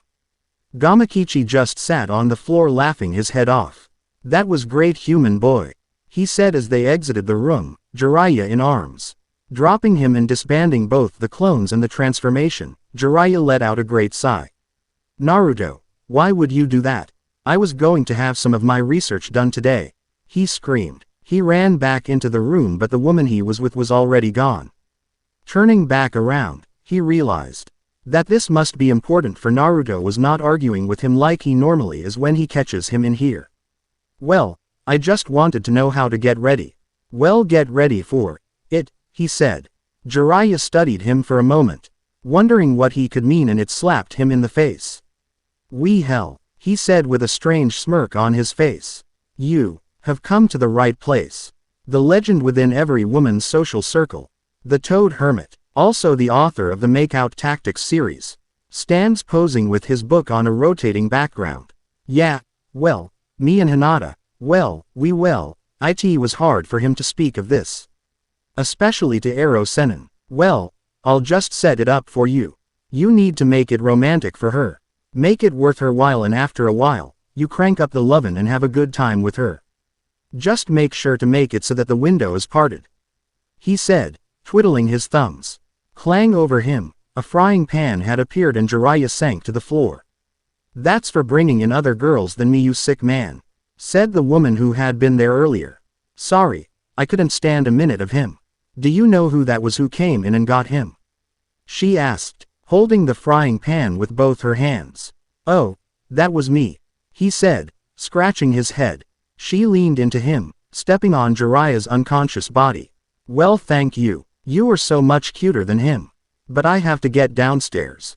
Otherwise, I might give you a free session," she said, patting him on the butt as she passed by. He tensed when she did this, but shrugging it off, he headed back for the door. Gamakichi still howling in laughter at the sight of Jiraiya's face drop when the three Naruto's changed form was still in his head. He sat on his summoner's head and waved his foot at Naruto left to his home. Hinata was still waiting outside, holding the jacket folded in her arms. She had began to stare at some of the various sites and shops, and walked over to the stall selling fried noodles. She picked up a few boxes for her and Naruto to eat when they got home to his apartment. She always knew he had loved noodles and ramen best, but Ikimaku's was closed today. So, she had to make do with some fried noodles instead. Walking off with the bag, she saw Naruto emerge from the building, carrying Jiraiya with him. Putting him on a bench, he rifled through his bag, and picked up 2 scrolls and a wallet. Those scrolls had changed hands so many times between the two of them that they didn't even remember who had given it to the other one first. He stored the 2 scrolls, and removed about 10,000 ryo from the wallet. Stashing the ryo, he walked over to the stall Hinata was at. He saw the bag dangling from her arms. Guessing it was probably food, his aura changed to a calmed and loving aura. "I got some fried noodles for us, Naruto," she said, beeping him as he walked up. She opened the bag to reveal 3 boxes of steaming hot noodles. "Man, she is great. This is why I love her," he thought. Looking straight at her, he put his arm around her and then started walking with her toward his apartment again. Stopping once to take in the sunset over the park. The sun appeared just under the storm clouds approaching, making them appear a beautiful reddish-pink color all across the sky. They hurried to the apartment after it started getting closer, and by the time that T. Hay had gotten to his house it was a full downpour. Running in from the rain, half-soaked, they walked upstairs to his rooms. Hinata was completely wet from head to toe, and Naruto was soaked to the bone. They had to take off their clothes and find some others before they got too cold. Hinata stripped down into her bra and panties, and Naruto went rummaging in the closet for something that would be suitable for her to wear. He had little clothes other than his jackets and pants. He had some old pajama sets that might do the trick. He quickly looked at it and compared the leg length, finding them sufficient, grabbing the cotton top. He took his other one that was almost too small for him now and put it on as Hinata went into his bathroom. She looked at herself, taking off the bra, also soaked wet. She threw it over the shower curtain rungs to dry, same with her panties. The thought of being in his clothes was turning her on so badly. She was beginning to smell the clothes after putting them on as Naruto knocked on the door. "Hey Hinata, are you done yet?" he said. Looking at the small watch that she carried with her, she realized that she had been in there for over 10 minutes. Quickly regrouping from her daydreaming, she combed out her hair and returned to Naruto's small apartment. She looked toward the window. The downpour had continued, dumping large amounts of rain all over the village. People scurried around the streets, still rushing out customers to close the shop before the water could get in. She walked over to the window, still waiting for Naruto to say something about the food. Because most likely it was cooled down now and he had to heat it back up. She continued to look out the window, as if someone compelled her to look out. Sakura was still at the hospital, helping Tsunade review time and time again the tapes that came from the sealing process, and thereafter, reviewing the sparse details of what everyone else called a joined dream, yet at the very hint of this Tsunade would throw whoever said it out of the building, literally. Every time that the light flashed from lightning, the thought of Sasuke popped back into her head. Her thoughts trailed directly to the time Naruto and Sasuke tried to kill each other and he pulled out the Chidori to use against him. Tossing these thoughts aside, she to find out what had happened to Tsunade. She had to KN out the reason, and Sakura had no idea what to say because she had not experienced it with them. She slumped back into the chair, looking down at the floor under Tsunade. One of the things that had changed about her appearance was that her age was more permanent now. Her original jutsu was forced into the state that she had chosen by the fox, so now she retained the transformation with no duration. Seeming as though she was again in her mid-20s. Her prime-like state was back, chakra usage was at a peak, her agility was back up to her prime, and even her strength was stronger than ever. It was just as though she had been reverted in time between the jutsu and the Kyuubi's chakra. Even after trying to dispel her transformation, nothing would happen, so it would seem to them that she was again in her mid-20s. She liked this too. Her prime state was back, being able to experience it again, for a second time. Sakura wondered if she would also, since it seemed to literally reverse time on Tsunade. Would that make it possible for her to live even longer, past 100 even, and basically re-experience her life from her Jonin years? Sakura carefully mapped out every possible theory, but most of them rotated on the fact that she really had reverted physically to her prime age. Her mentality was still as sharp as it had been and she had retained all memories, but her temperamental state seemed to be little more aggressive now. The only thing that Sakura could think of was to order a medical checkup, and a full biopsy to determine if she really had the bone structure, and all the characteristics of a Kaneki in her mid-20s. Drawing out a chart, she handed it to Shizune to take down to the hospital to prepare for. Well, at least you can write the next novel. I'm 50, trapped in a 20-something-year-old's body. Sakura quipped. Looking at Tsunade, she got a slight grin from the joke. Tsunade had also been contemplating this, but she was primarily interested in the affect on Kakashi. He had been more upfront, like he was before Obito had died. Before then, he was reckless and very irresponsible as a shinobi. Yet at the same time, just after Obito died, he became one of those jonin that played everything by the book. Not so much as dog-earing the pages as he went through it every day. Everything he did as a shinobi was played by the rules. Now, Kakashi had seemed before he left with Anko less interested in playing by the rules and more impulsive. The only thing that she could tell about Anko at the time was her physical changes, which made her more like a vixen instead of the broad-faced girl that she was. Her features were narrower now and her hair was a lighter shade of red instead of purplish. Well, Tsunade-sama, I need to go help prep for your full biopsy. You or T? He greatest mystery that came out of this, Sakura said, getting up from her desk. She grabbed a few scrolls and a handful of charts to take with her. We will need you in about 20 minutes. Hopefully, we can determine if you are really younger or whether the transformation is just permanent. She looked back at the floor as she began to pace toward the door. Sakura, wait, Tsunade said, looking at her hair. She glanced down at a chart she had and then looked back up to her. You really want to be with Naruto, right? She asked. She saw the immediate shock that incorporated her eyes about the question, yet the hint of her guilt was there. Tsunade looked intently at her and then, prying into her brain, if you want to be with him, you have a choice to make right the instant. She said, standing. You can go to him right now and find him at his apartment before he starts with Hinata, or you can continue your work here and let your time be occupied here with me. She put it bluntly. She wanted Sakura to be happy, and she had always liked Naruto in the back of her head. I don't know, Tsunade-sama. Do I really want him? She asked. I don't know, you tell me, she said, grabbing her on the shoulder. Now, don't I have a biopsy to get ready for? She said, turning back to her desk to grab some folders. She heard some of the clipboards and other documents fall to a desk, and then she just heard a set of footsteps walking toward the hospital wing. You're too much of a worker bee, Sakura. You need to learn to take time for yourself, she said to herself, sighing. Hinata, I got the food warmed back up. It might be a little wet though. I had to heat it using more water. He said, smiling at her.